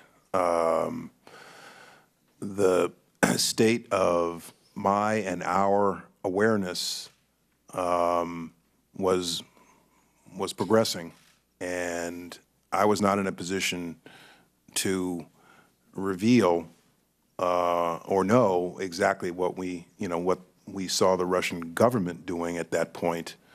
And so it was an emerging picture, and but within a very short period of time, and it could have been just before, but within a very short period of time, right around that time, we began to see these intrusions, scanning and probing into voter registration databases. And if you look at my public statements, you'll see that I informed state election officials of what we saw at the time. So, but 2 months later is when you said to them, along with James Clapper, that the Russian government was, in fact, attempting to. But back in October, you encouraged jurisdictions to seek assistance. So 2 months had passed, early voting had already begun, and there's a part of me that feels that we should have been able to have sounded the alarm earlier. But at the time, on October 10th, you encouraged jurisdictions to seek assistance. 33 states used DHS tools, 17 did not. Now, if we know that there's something vicious, a viral attack is happening, why would we not want to inoculate everyone? And in this situation, because it's being left up to the states, 17 states didn't even take you up on it. Did you have a concern about that? Did you reach out to them again, encouraging them to use the tools? We had an ongoing dialogue, and on September 16th, I said publicly, in recent months, we have seen suspicious cyber intrusions involving political institutions and personal communications. We have also seen some efforts at cyber intrusions of voter registration data maintained in state election systems. On October 1, I said, in recent months, malicious cyber actors have been scanning a large number of state systems, which could be a preamble to attempted intrusions. In a few cases, we have determined that malicious actors gained access to state voting-related systems. 6 days later, I said the same thing again. Okay, we were not in a position to attribute it to the Russian government at that time. And then 3 days later, I made another statement. So I was beating this drum constantly. I guess what I want to ask you is, if in my mind, this cyber attack on our country was an act of war. It was unprecedented. The Russian intentions were not just to hack into a couple of party servers, but to do a full-on effort to undermine our election. So do you believe, looking back at it, that we should have or should in the future standardize election systems? We have so many different systems around the country. Some have paper trails, some do not. Is there value in going back to paper voting? Well, I would say to this Congress, if you want to try to federalize elections in this country, good luck. I think you probably all know better than I do the reaction you'll get from your state election official constituents. Well, how about the equipment, though? Again, there was an effort at this with HAVA right after the 2000 election. We made some progress, but this is something where I think a carrot over stick approach is best warranted. And so through grants and other means you might have at your disposal, I would encourage state election officials to adopt certain minimum cybersecurity standards. Voter registration lists were infiltrated. We have heard over and over again that we don't believe any of the votes were altered. I want to know how we can be confident that none of the votes were altered, first of all. And the second question is, if in fact that's the case, I don't think any of us should be sanguine in thinking that the Russians won't attempt to alter votes in subsequent elections. Do you agree with that? Well, I've said, based upon what I know of no evidence that votes were altered as a result of cyber attacks. But again, I have not had access to classified information in 5 months. And at this point, you all are in a better position to know the answer to that question than I am. So after the election, did DHS take any steps to determine whether or not the vote had been impacted by Russians? What kind of steps could or would have been taken? No, and I'm not sure I had the authority to do that. I don't. The Department of Homeland Security does not engage in vote recounts, election recounts. There are others that have that responsibility. So what message would you like to send to state and local election officials regarding just how vulnerable their systems are to compromise? I would say that your voter registration databases are very vulnerable to exfiltration, exposure, and that all state election officials, local election officials should undertake an effort to harden their cybersecurity, minimize the exposure of the process to the internet, and that this is serious, and this is not just an academic exercise. It's a very real threat, and we know because of what happened last year. Thank you. I yield back. Gentlelady's time is expired. Mr. Stewart, 7 minutes. Thank you, Mr. Chairman and Mr. Secretary. Thank you. I join with others and thank you for your service. We had a chance to sit down together last week at a dinner, and I enjoyed that, and I walked away impressed, as I think many people obviously would be. I'm going to ask you a series of questions, if I could, and I got to tell you, they're going to be. I don't think you're going to like them, and I think they're going to be difficult to answer. But before I get to them, I want to set the table, if I could. I was in Moscow last summer. I came home from Russia, and I said, they're going to mess with our elections. And that wasn't based on any particular or specific piece of intelligence. It was just based on common sense and history and the things that we know. Some of them we've been discussing here today. I think we have to agree that this mission, they were overwhelmingly successful. I mean, some KGB captain just got promoted to 4-star general on this mission because it was a resounding success from their point of view. And they have to be thrilled with the outcome. And if success breeds success, and it does, then we have to anticipate that they're going to try and do it again. Not just here in the United States, but as we've seen throughout other Western democracies, because democracies are vulnerable. And I think I want to emphasize this point. Politically divided democracies are particularly vulnerable. And I think that's where we find ourselves. So we ask this question, what do we do? And that's what we've been discussing with you here today. That's the point of this hearing. Frankly, I think that's the primary point of the intelligence process here in this question is, what do we now do? Now, some of that's been diverted from, I think, our primary goal, and some of it's been diverted, unfortunately, by what I think is political grandstanding. So I want to come back to it. What do we do? And now, Mr. Secretary, it leads me to my questions. Yes, we can defend against email hacks, and that's an obvious thing to do. I think we could train people not to be victims of phishing, which is some of the DNC officials were. You can protect voter registration machines. You can protect the voter machines and the registration databases. But this is the difficult part. How do you protect against propaganda? How do you protect against false news stories? How do you protect against internet trolls who we know are paid Russian employees? And the last question, this is a tough one, how do you encourage a gullible press to be more mature in their judgment, more defined in their judgments, rather than play into Russian hands? I think those are the real challenges we have, and if you have views on that, I would love to hear them, because I think that's where we're going to go crossways in the future. All I can say is, wow. Where do I begin? Well, and I appreciate that response, because that indicates your agreement that this is a real challenge for us. Is that true? I would encourage you to look at a speech I delivered at Westminster College in Missouri in September 2015, where I said that I believed it was the responsibility of those who hold public office and seek public office to be responsible in their rhetoric, those who command a microphone. So that's for starters, because overheated rhetoric can hurt innocent people. You know, God bless the First Amendment.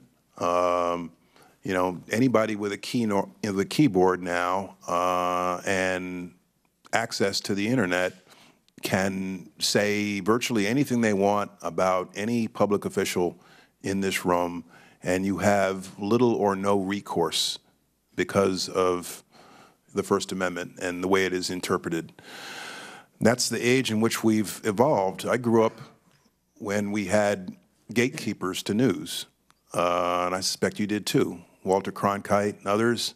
There was, in the 1970s, if a big event happened in the course of the day, in my house, it didn't really happen until Walter Cronkite told me it happened at 7 o'clock. And that's when I, you know, in my own mind, accepted it. Now with the 24/7 news cycle and the internet and so many people out there who call themselves journalists, who can say virtually anything without fact-checking, make virtually any accusation, and there are a whole lot of people who rely on that information, it's a new frontier. Well, and if I could, sir, interject there just quickly, it's not just those who call themselves journalists. In too many cases, they are actual journalists. And some of the institutions, and I won't name them, but some of these reliable or formerly reliable media outlets that we know now have just, as I said, have completely played into Russian hands in some of the reporting that they provided us. That's a whole separate subject. Yeah. But and I interrupted you. I don't know if you were. No. I think my views on this subject are probably shared by lots of members of the committee. All right. Well, thank you. And again, I'll just to conclude, democracies are vulnerable, and it's easy or at least easier to protect your email account. It's hopefully achievable that we can protect voting machines. But Russian active measures are relentless.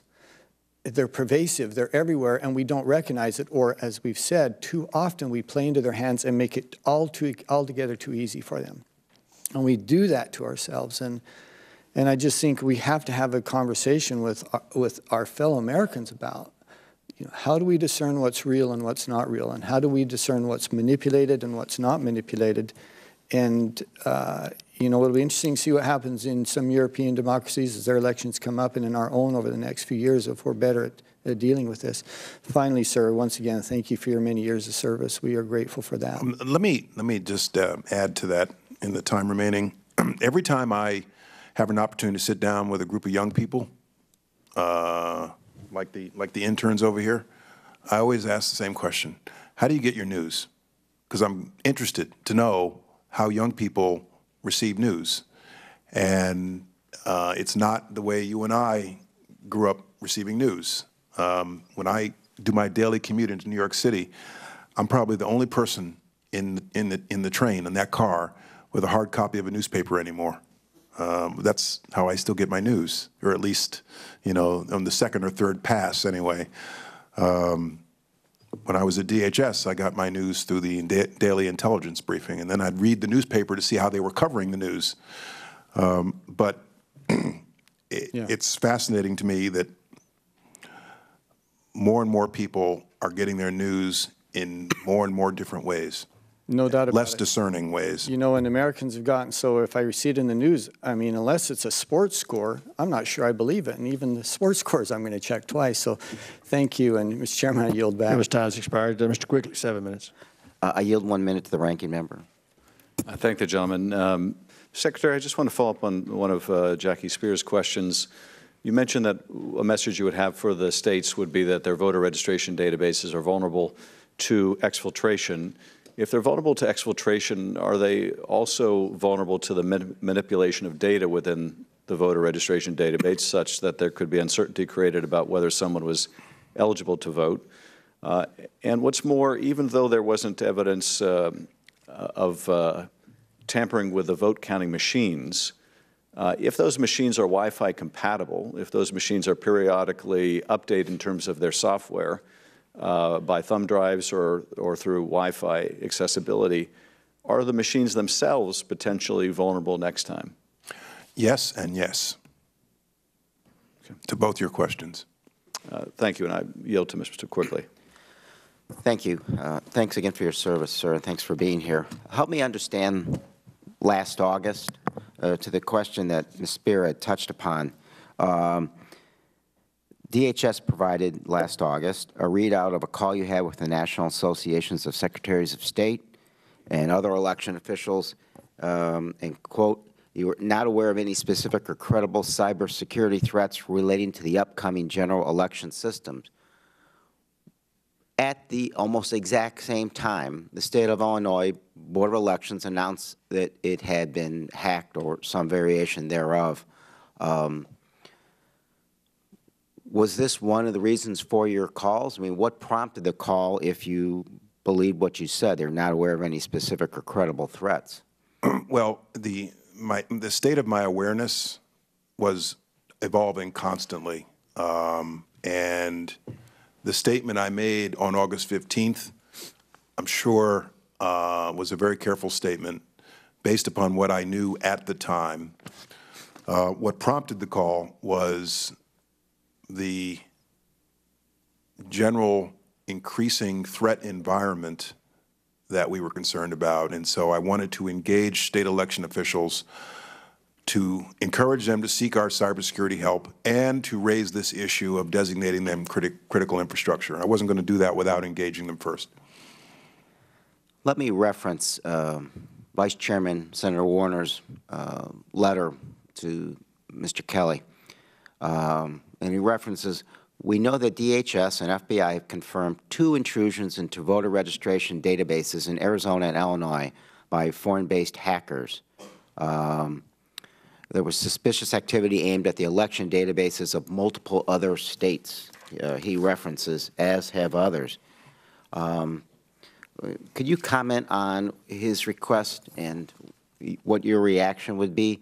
He urges them to work closely with state and local elected officials to disclose publicly which states were targeted to ensure that they are fully aware of the threat and to make certain their cyber defenses are able to neutralize this danger. We are not made safer by keeping the scope and breadth of these attacks secret.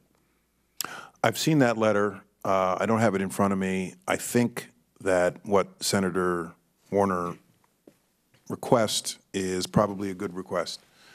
I'm not sure whether DHS itself could provide all the information, but more awareness around this to raise concern about it, I definitely endorse. Well, I guess the question is, why would you ever not want to make that public? We are briefed constantly on public sector and private sector attacks, cyber attacks. And one of the things that's generally known is most of the time on either sector, the entity doesn't even know it's been hacked. Is that correct? That is very often true, but anytime somebody else finds out for them, correct? Anytime you ask somebody to make a public disclosure of this type, you have to balance against that. Are you revealing a vulnerability that I think that has gotten out of the barn and is running around the farm right now.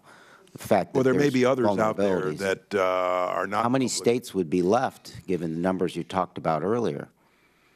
Well, the number we've talked about earlier is 39, but that was based on open source reporting. I don't know the exact number.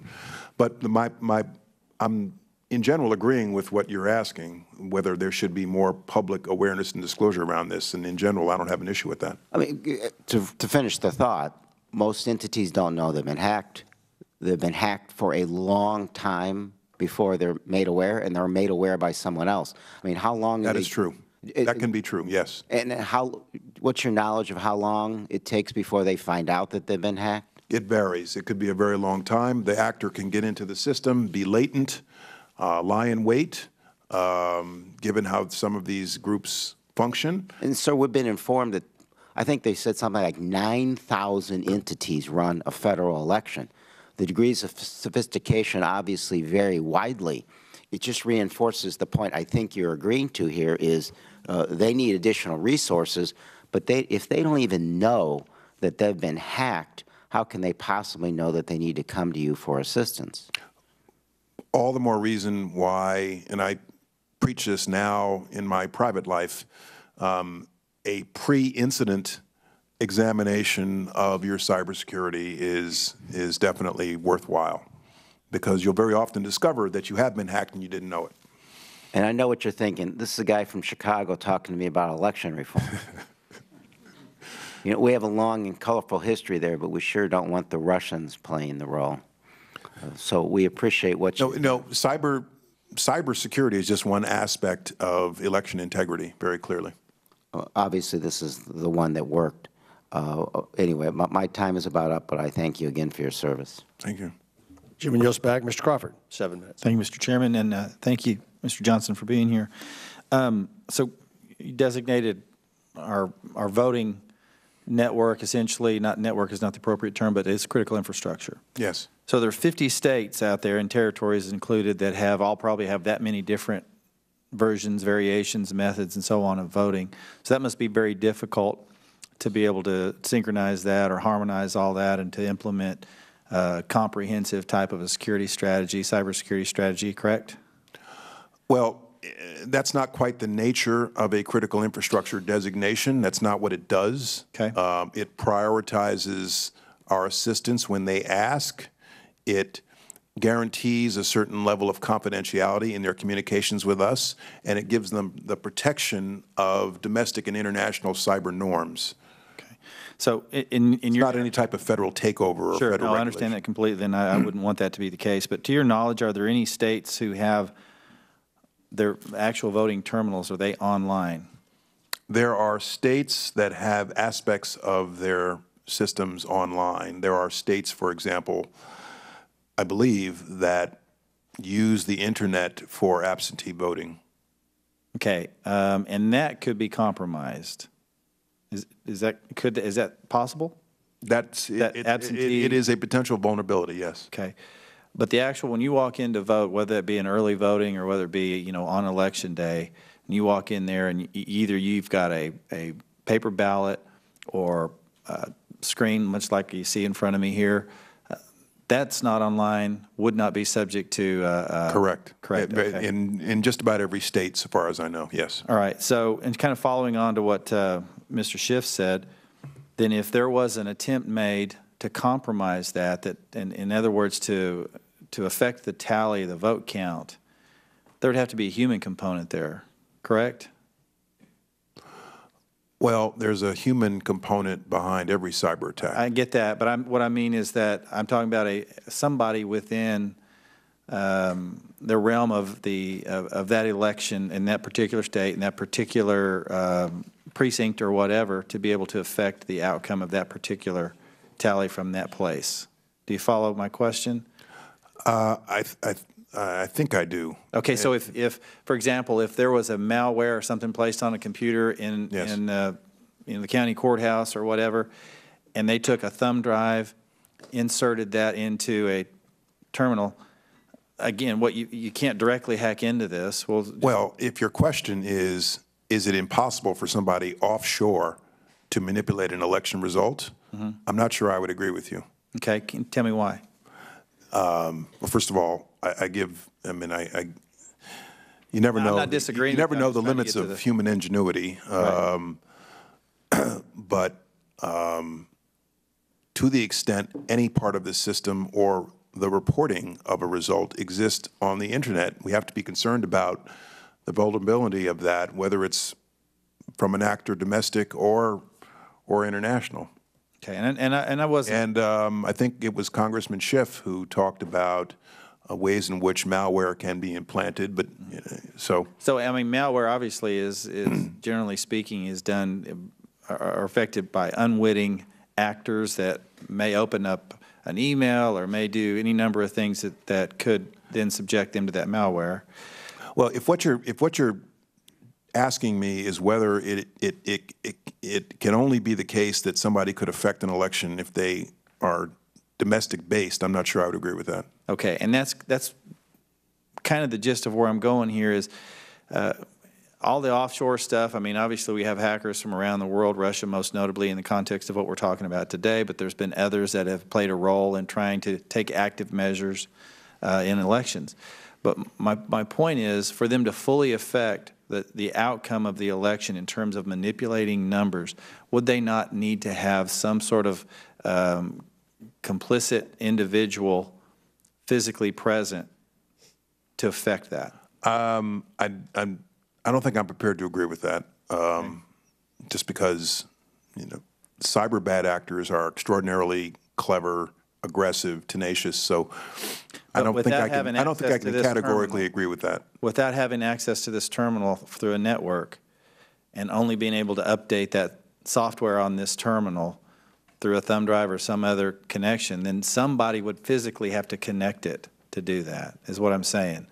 So I'm not sure. I'm not a cyber expert. Mm-hmm. I learned a lot about this topic over the last 3 years, and I think that's a conversation you should have with people who really understand these capabilities. Okay, thank you. I'm going to yield the balance of my time to Mr. Gowdy. Thank you, my friend from Arkansas. Director Jones, this will probably be the last time I get to talk with you, so I'm going to finish the same way I started, which is to thank you for your service to our country, DOJ, DOD, and DHS. Our committee has been asked to do 4 things. What did the Russians do? With whom, if anyone, did they do it? What was the U.S. government's response?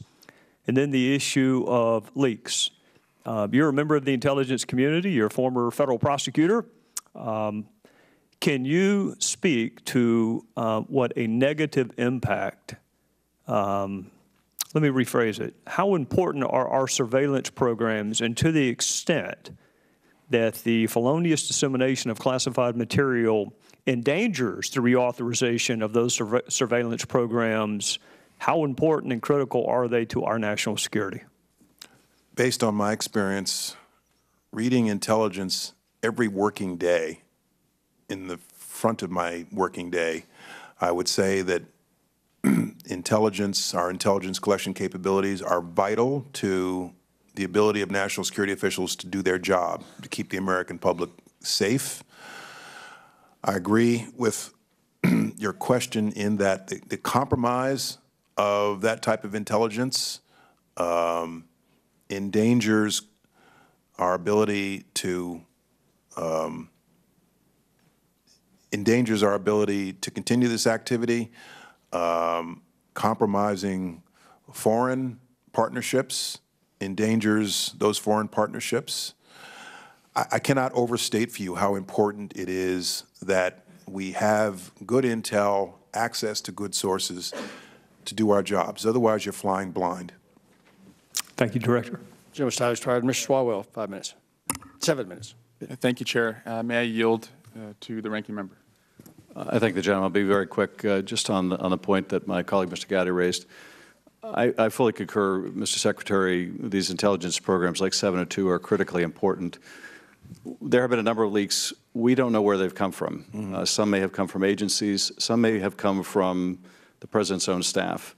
I just want to make sure that we don't jeopardize these programs by attributing leaks to sources when we don't know what the sources of those leaks are. We would ill-serve the country if we do away with vital tools as a part of a political attack rather than based on the merits of those programs and any reforms that are necessary. And that's just some commentary rather than asking for a response. But I'll yield back to Mr. Swalwell. Thank you to the ranking member.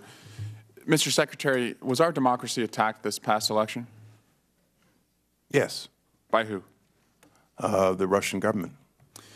And it sounds like, based on your experience, this attack that occurred could have easily been carried out not just by Russia, but by other foreign adversaries. Is that right?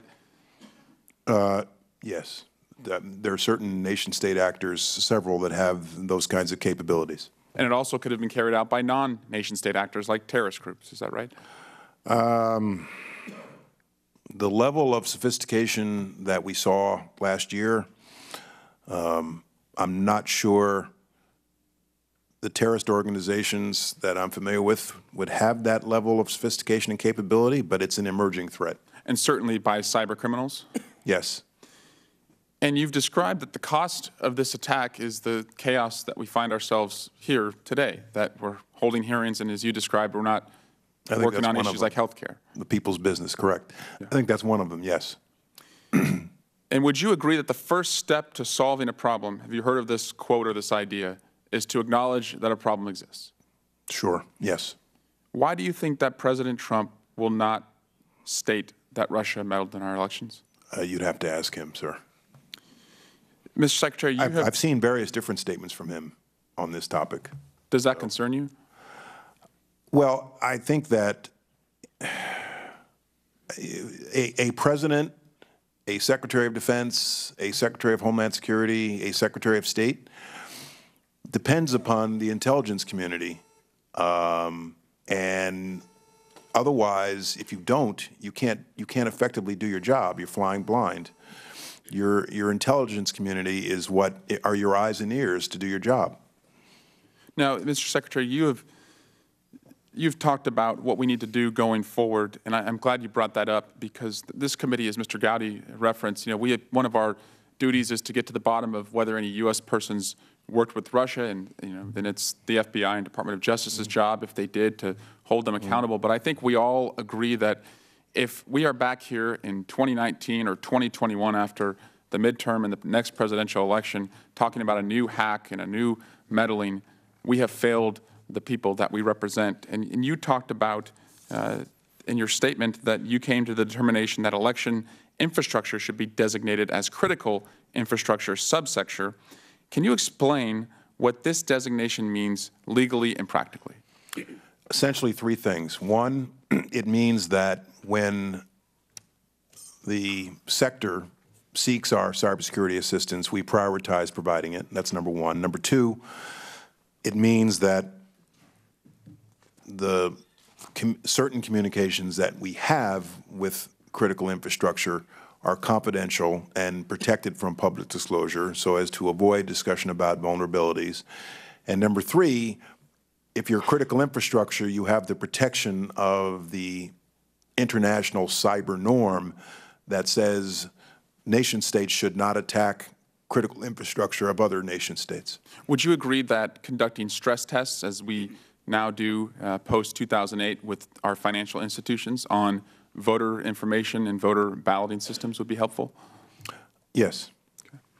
Mr. Secretary, in addition to structural reforms to our election systems, do you also agree that just a general, broader awareness would benefit the American people as far as social media trolls, fake news, the dissemination of hacked information, and how that can affect outcomes? Yes. Mr. Secretary, you said that in January you designated our election systems as critical infrastructure, and I want you to comment on a claim that candidate Trump made during the campaign season. He said, "Remember, we are competing in a rigged election to a Wisconsin rally. They want to try and rig the election at the polling booths, where so many cities are corrupt and voter fraud is all too common." Did you find that any polling booths were rigged? Well, as I said, I know of no evidence that as a result of any cyber attack, ballots were altered or reporting was altered. That comment goes to cyber attacks. I cannot comment on the integrity of every voting machine in Chicago or San Francisco or South Carolina. After the election, President-elect Trump said that 3 to 5 million people cast illegal votes.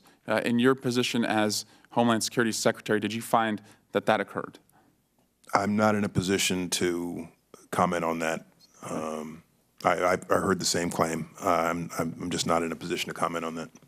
And can you judge the credibility just based on your experience and interaction with James Comey? Do you find him to be a highly credible individual? Yes. Do you find John Brennan to be a highly credible individual? Yes.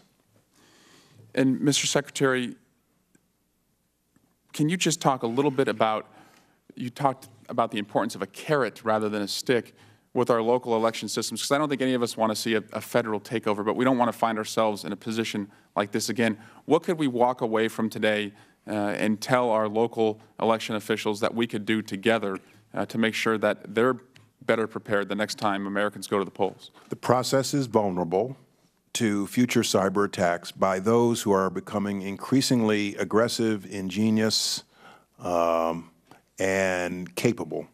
So that's number one. Number two, it's in everyone's interest at the local, state, and national level to ensure the cybersecurity integrity of the process, which is vulnerable and exposed in certain respects. We had the experience we had last year, and from that we have to learn. And if we do not grapple with this, we're failing as a democracy, and those of us in public office are failing the people we serve. Thank you. Thank you, Mr. Secretary, for your service, and wish you well in the private sector. Thank you. Mr. Stefanik, 7 minutes. Thank you, Mr. Chairman. Thank you, Mr. Secretary, for voluntarily being here today and for your service to our country. My line of questioning will focus on the January 6th intelligence community assessment. According to the unclassified assessment released on January 6th, quote, DHS assesses that the types of systems we observed Russian actors targeting or compromising are not involved in vote tallying. Can you outline what are the key factors that allowed DHS to make this assessment that we successfully protected the integrity of our vote tallying system? It was the result of spending a lot of time examining state by state what the practices are and were, and that assertion was based upon our best available intel that we had at the time. Can you speak a bit more about the process of evaluating state by state? That I assume that began after the election. How long did that take? Well, after and before. After and before. And when I got into this myself in the summer of 2016, I was pleased to see that a lot of that analysis had already been done within DHS and in the interagency, so it didn't begin post-election. And one of the takeaways was that the voter registration databases are vulnerable because they can be infiltrated online, but the way the tallying and voting and reporting of voting process works, it is largely offline and it is redundant in many ways. So if one avenue fails, there's another avenue, but that some of it does exist over the internet by way of absentee ballots, absentee voting, and the like. And so that was the basis for that statement at the time. Thank you. And based on what the absence of anything to suggest that the tallying had been compromised. Thank you for that clarification. Other than providing an assessment regarding vote tallying systems, what was DHS's role in any, if any, in preparing the intelligence community assessment? There were a number of recommendations that we made that I believe are in a non-public document. And in terms of the actual intelligence assessment, I believe we had a role in what you just stated. We had a role in making that assessment. But for the most part, what the Russians were doing, sources and methods, was the role of the intelligence community, CIA, et cetera. Was there a reason why DHS's role was so limited? I wouldn't characterize it as limited. Going back to October, the statement that was issued in October was a joint statement of DNI and DHS. And our people were very definitely involved in the report that was issued on January 6th, as well as some of the documentation for the actions we took on December 29th. Let me ask you about the October 2016 joint statement you just referenced.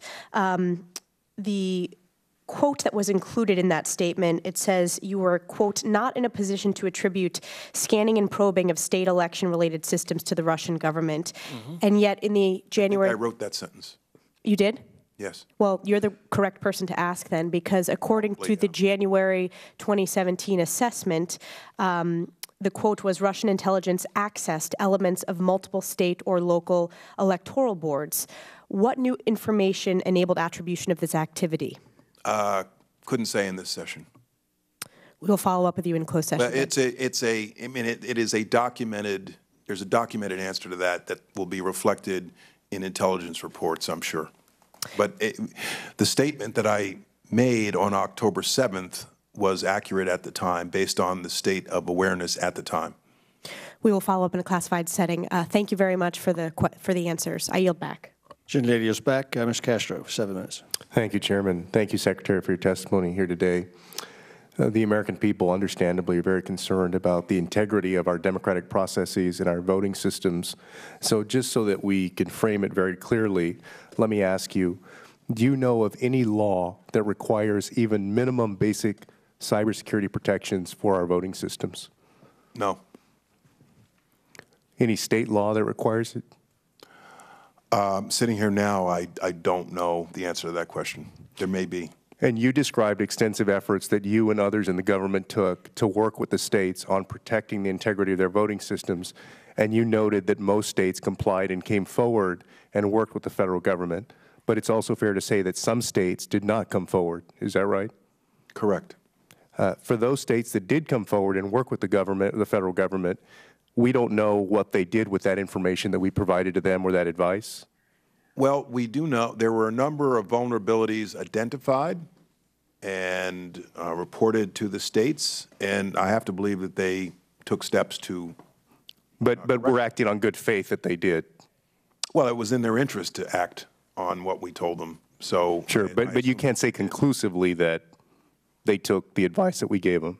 I can not say conclusively. There are probably others at the staff level in DHS who could give you more details about what we knew they did do. Okay, thank you.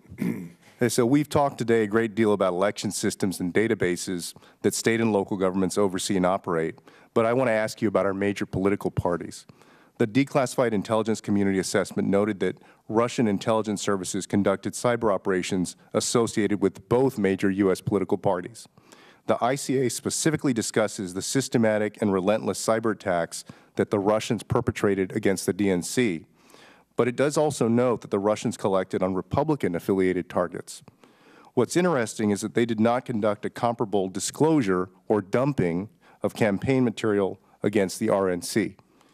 Just this week, the private security firm UpGuard reported its discovery that an RNC contractor left an immense amount of voter data, in fact 1.1 terabytes, according to the report, exposed and unsecured in publicly accessible online databases. The report says the data included information on roughly 200 million Americans. Clearly, neither political party is immune to the pitfalls of online data vulnerability or invincible to malicious hackers hunting for security lapses to exploit. So in light of the preceding discussion about election systems as critical infrastructure, which you've advocated for, do the political parties themselves, their networks, databases, financial and donor information merit inclusion as well? Well, that's an interesting question. The danger with going down that road is you start to lose clarity about what's critical infrastructure and what's not. The definition that I wrote on January 6th very clearly was confined to election infrastructure and not political organizations, because I thought we needed that clarity so everyone knows what is critical infrastructure and what is not. But I'm not disagreeing with the premise of your question. I think there needs to be greater awareness around the cybersecurity of political institutions in general and political campaigns. And the next few questions are about consultations or how accessible essentially the resources would be to political parties. So when you were at DHS, was there any discussion in the government about whether campaigns should receive counterintelligence briefings or briefings about the threats to our elections or cyber threats to campaigns? And is this something that you would think is wise to do? Provided it's done so on a bipartisan, nonpartisan basis, I think that information sharing of the threats is a good idea. And do political campaigns or the major political parties have the ability to work or contact DHS to obtain cybersecurity assistance or expertise? In other words, can they go forward to y'all and Yes. work with you on this stuff? Yes. Okay. Do you have concerns about the security and integrity of primary election voting systems or databases? To the same extent I would for general elections, yes. And how should we approach the security of the primary elections as integral components of our general elections and the overall electoral process? I think the same vulnerabilities that exist with respect to general elections exist with respect to primary elections, because, to my knowledge, states run primaries mechanically the same way they run general elections, with the same voting machines and the same reporting mechanisms. All right. Thank you. I yield back. Gentleman yields back. Our unanimous consent order to extend questioning to 7 minutes has expired. I ask unanimous consent that we allow each member to use 7 minutes instead of 5. Hearing none, I recognize Mr. Hurd for 7 minutes. Thank you, Mr. Chairman, and I would also like to associate myself with all of my colleagues that have thanked Secretary Johnson for his years of service to our country. Mr. Secretary, I have 2 sets of questions I'd love to chat with you about. The first sets are what-ifs, and I ask these what-ifs under context of we're trying to figure out what could we have done differently and what should we do in the future. And I know one of the things that you were trying to do during your time as the Secretary of the Department of Homeland Security was the reorganization of the NPPD. Right. If the NPPD had been reorganized the way you had envisioned it, and let's say that had happened in early 2016, how would that have helped in dealing with this issue that we dealt with in our elections? Well, it's difficult to say had something been done, the outcome would have been different. I'll say two things. One, I do think that there is a strong advantage to reorganizing NPPD into a leaner and meaner organization that focuses solely on cybersecurity and infrastructure protection, because the two are so interrelated. That's something that we would need Congress to do. I know that there are a number of people in Congress who support that idea. I continue to believe it is a good idea.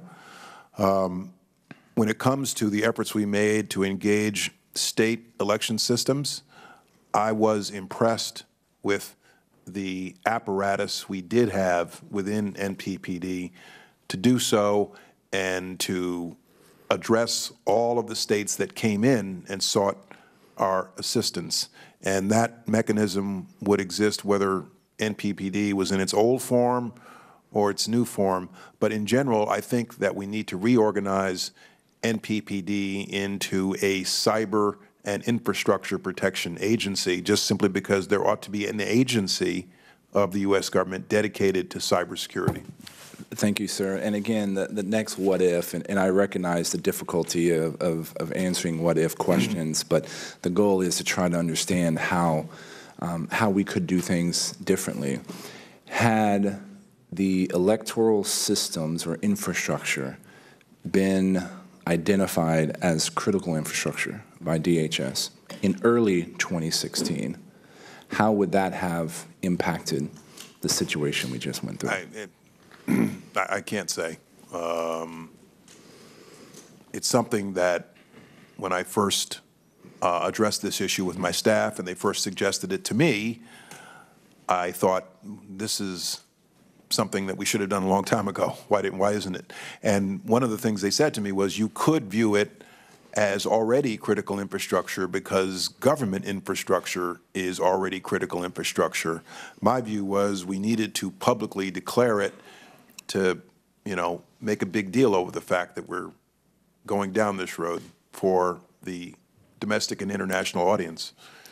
Good copy. And my next set of questions is really just in the interest of standardizing terminology and make sure that we're all singing off the same page. And our utility system, our grid, that's identified as a critical infrastructure, correct? Correct. Has DHS ever taken over a grid or a utility municipal company? Not to my knowledge. Okay. Our telecommunications... Not sure we have the authority to do that either. Our telecommunications infrastructure is considered a critical infrastructure, correct? Correct. And has DHS ever taken that system over? No. Nor do we have the authority to do so. Good copy. I just helping to, baseline what a designation of critical infrastructure actually means. And you've said that many, many times today, and I'm not going to ask you to do it again. But this is, a conversation I've engaged in many times as well. Scanning and probing. Could you maybe give us a quick explanation of what that is? When I started addressing this publicly, somebody said to me, well, Jim Comey made a statement publicly that there was scanning and probing of voter registration systems. And I said, that's a good phrase. So let's use that phrase, because I thought it captured what we saw. And eventually what we saw was success in infiltrating voter registration databases, which I reported publicly. But scanning and probing is basically looking into a locked box to see what's inside. Or it's a passive tool that happens millions of times across the United States every single day. Would you agree with that? It can, yes. And I don't know if I'd describe it as passive, but yes.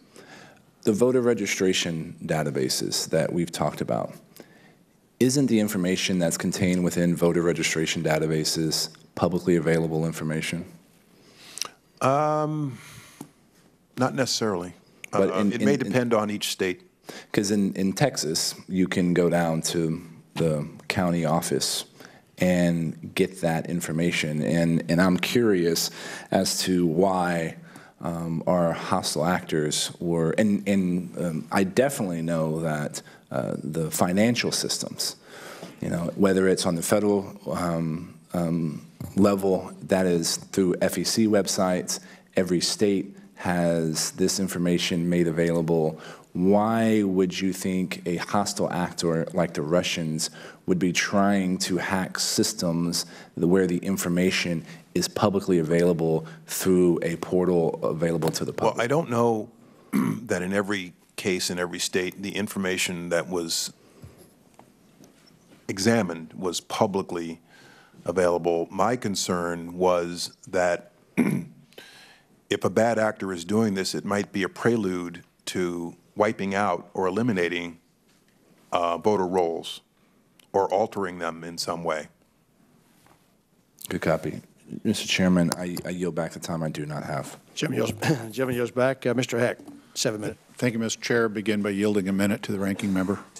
I thank the gentleman for yielding. Mr. Secretary, I just want to thank you as we come towards the end of the hearing for your testimony today and for your profound service to the country. And I also wanted to acknowledge and thank my colleagues, Mike Conaway and Brad Wenstrup, for the aid they gave to our colleague who was injured during the shooting last week. And we're glad that they're safe and with us, and grateful to have them, and thinking about our colleague and wishing him a very speedy recovery. I yield back.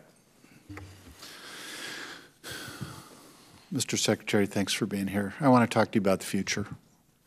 The IC has assessed, and we regularly hear it from both former and current government officials, that the Russians will be back.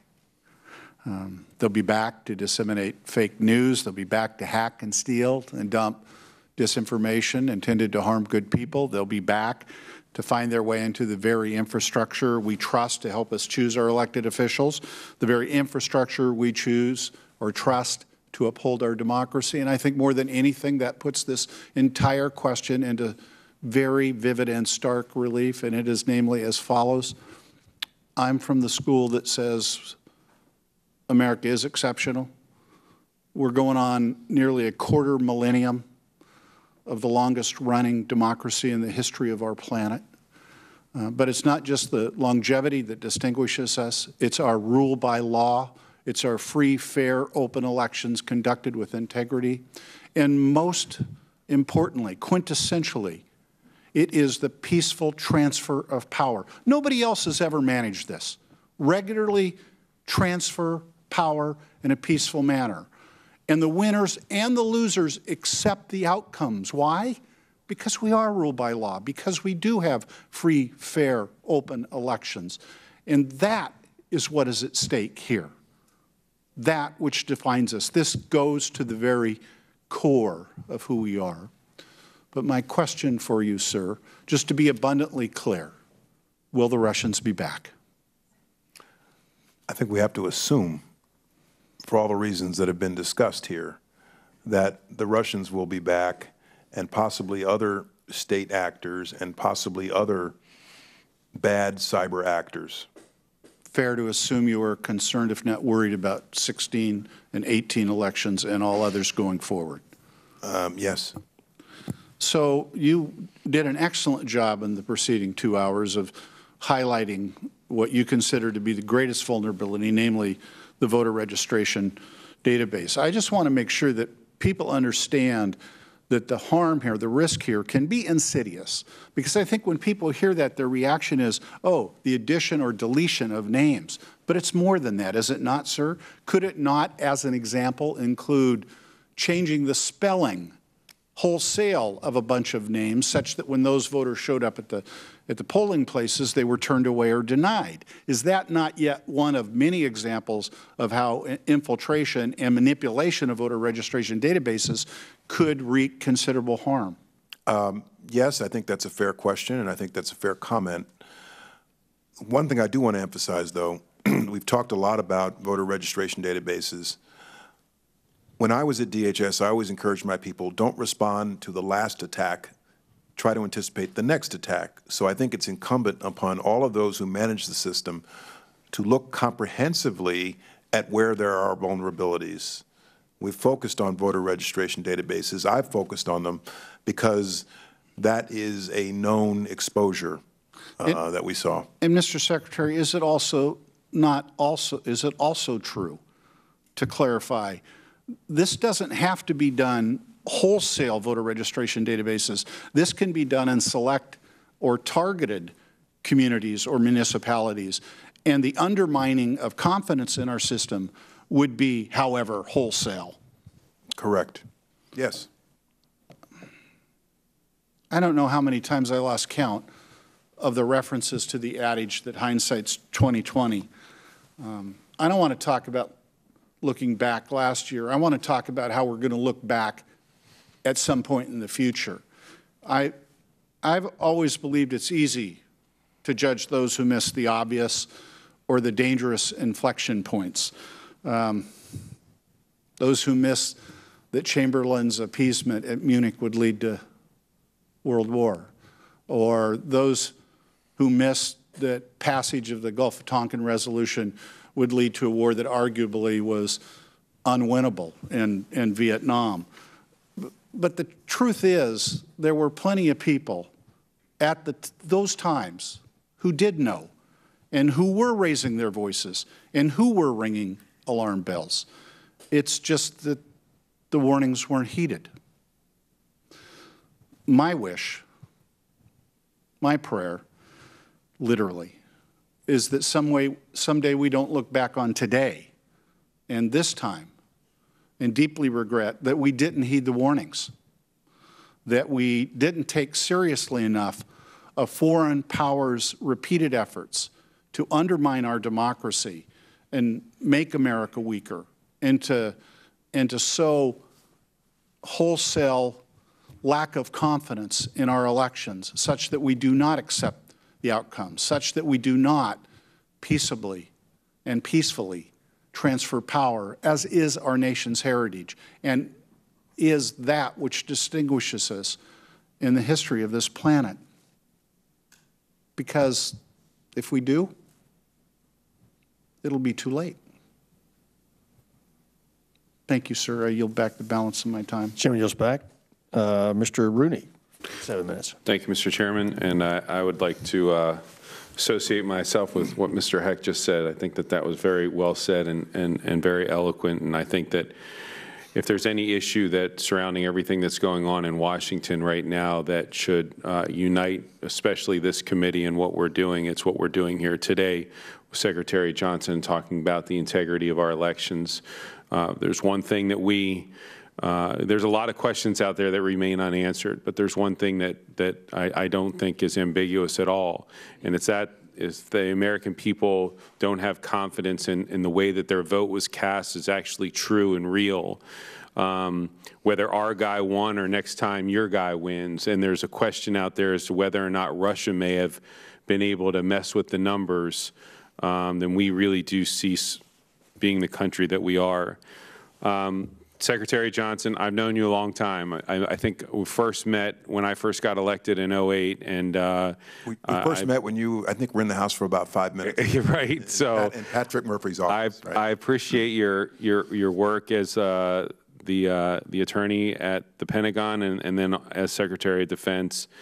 I think that you are a true statesman and somebody that we're all very proud of. Regardless of party, and it's been an honor to get to know you over the years and to work with you. I do think that it needs to be said that, and I've said this before in this committee, that if anybody out there in the countryside believes that Russia is not trying to influence our electoral process, this is your notice that they are and that they will continue to do so. Whether that is just merely propaganda through things like the RT, or whether that's actual cyber intrusion, like changing votes or deleting votes. We've seen no evidence, in part thanks to you, of the latter. But the former and the latter may very well be a real thing moving forward. I certainly think propaganda will continue to do so. I know that I can speak for the rest of the committee when I also say that well, I'll speak for myself in saying this. So you said earlier that you designating the election systems as critical infrastructure after the election because you were worried that it might drive people away. I think you're absolutely right in that assessment. That may be arguable, but certainly that I think that that's true. I also would say this: I hope that you work with Secretary Kelly in whatever lessons that you've learned, and also sharing with him whatever the key factors were that help you successfully protect vote tallying. I know that some staff might still be there or what have you, but for the sake of our country and for the sake of his success, as I'm sure that you are wishing upon him, that we can move forward knowing that in the next election cycle that he has every tool that he needs to be able to be successful as well. Being that I'm the last questioner on our side, my question is going to be very specific with regard to Florida. Ironically, today, the County of Supervisors of Elections is holding a gathering of all Florida State Associations of Election Supervisors. And we called some of them today from my district and asked them about, your designation. And there is a states' rights versus federal intrusion issue that they're concerned about. But mostly, there's a lot of lack of or just yearning for more information of what does that mean, what are we supposed to do, how do we tell the people of Okeechobee County and Sarasota County and Charlotte County that your local supervisor of elections is in charge of counting your votes, but that this designation that DHS has put out there is somehow this security blanket that's going to make sure that Russia, a foreign entity, isn't changing your votes. What if you were talking to the Okeechobee County Supervisor of Elections right now, what would you tell them that the designation that you made means for them and how their job and the local votes that are cast is safe, secure, and not being mandated by some federal bureaucrat in Washington in any other way other than protection? By analogy, financial services is critical infrastructure, which includes all the big banks, and I do not run those banks. The CEOs of each of them are responsible for their own networks, their own systems. And what it means, most fundamentally, is that we prioritize helping them when they ask, if they ask. And that's what the designation means. It doesn't mean I get to regulate. I don't have the authority to regulate standards for voting booths and for reporting mechanisms. But there are lots of other critical infrastructure sectors where everybody is responsible for running their own business, not me. It's a matter of providing assistance to them when they ask. It's simply that. If there is a Palm Beach County situation, of which where I grew up, is there some kind of a fail-safe mechanism that would come in after, because that was the Palm Beach County butterfly ballot thing, right. I don't even remember the year that was, but 2000. 2000. Now that this designation has been made, would there be some kind of a automatic trigger that would happen if a situation like that would happen where we felt like it was not because of a faulty ballot, but because of actual intrusion by a foreign entity? The Secretary of Homeland Security would not have the authority to go in over the objection of a local official and do a ballot recount. But the nature of it is that when states ask, when counties ask, we will come and provide whatever cyber assistance they ask for. Assuming we have the resources to do it and the capability, we'll do whatever we can to help them with their cybersecurity. That's it. Okay, I appreciate your time and your service, and thank you, Mr. Chairman. I yield back. And if I could say, Congressman, since the day we first met, I have very much been impressed with your service in Congress. Thank you. Did everybody get that? Record. Everybody? Thank you. And some of the things you've pushed through as legislation, I very much appreciated that. He's a congressman, not a banker. He can't loan you any money, so I don't know. You can brag on him. I wasn't going to say anything about last Wednesday, but since Adam did, one, thank you.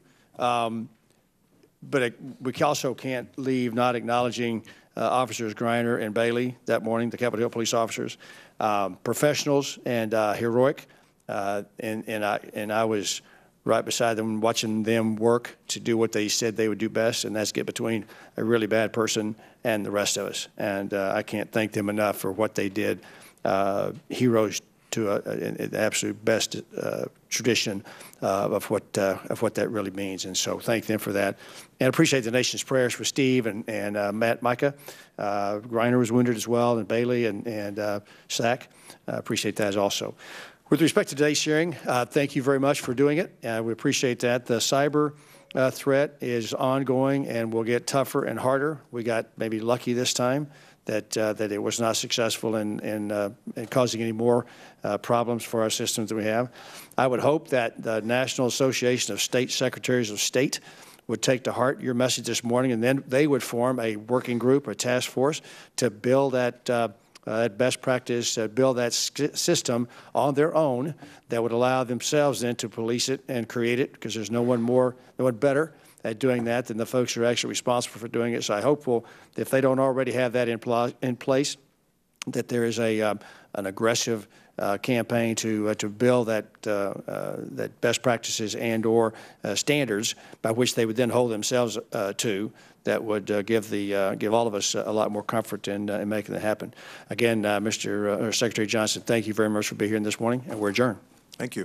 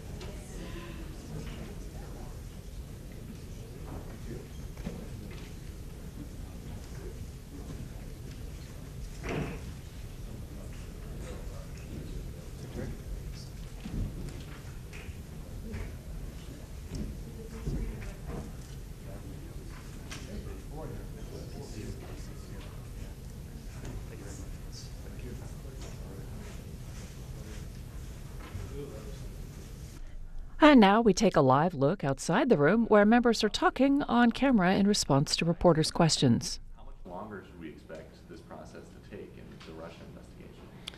I think one critical part of this, as we did today, is the open component of our investigation. Most of our hearings and interviews are going to be in closed session.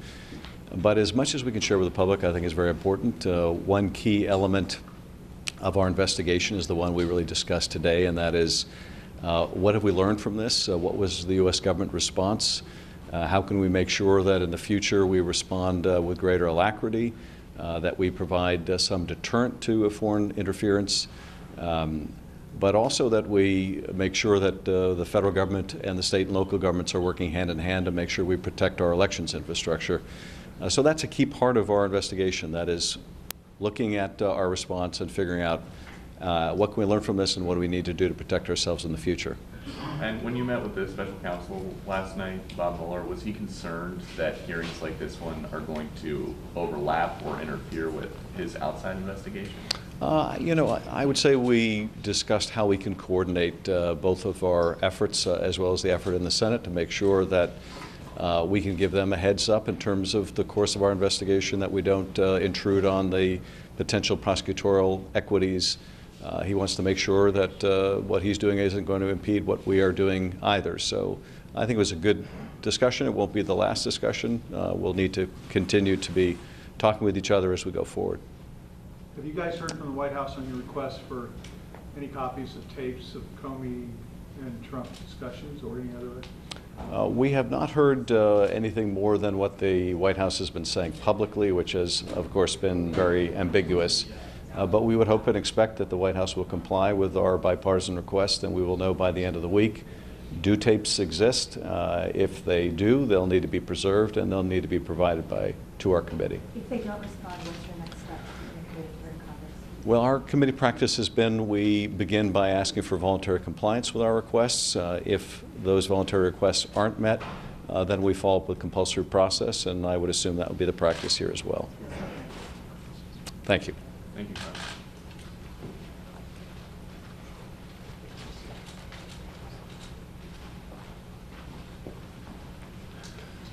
Good afternoon. I just completed 2 hours of testimony before the House Intelligence Committee.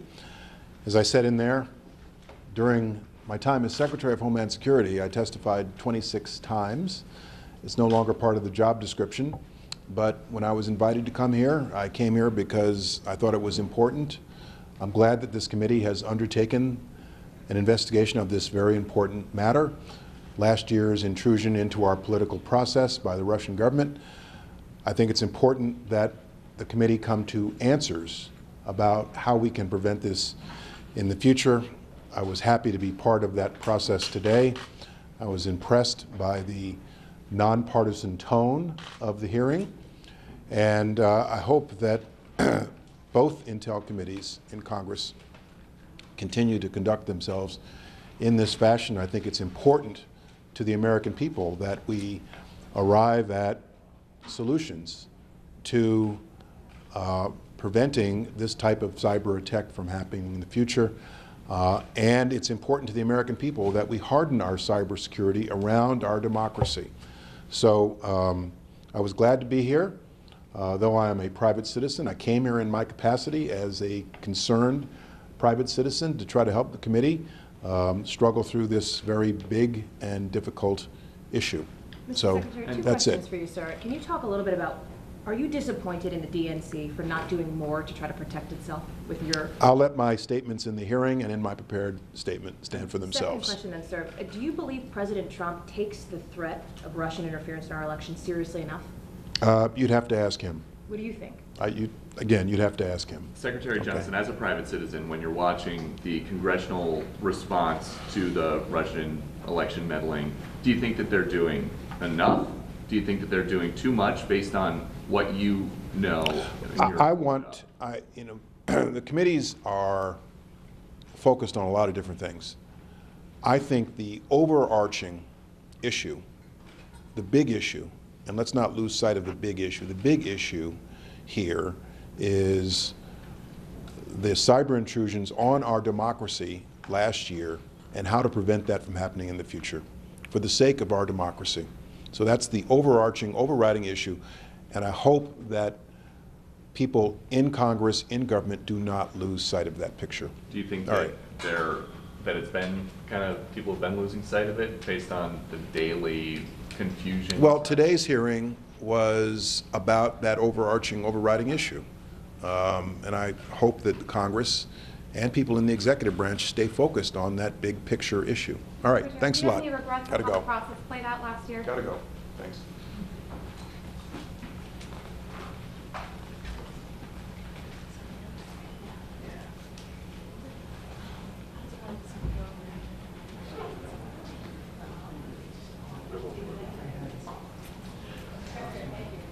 Good.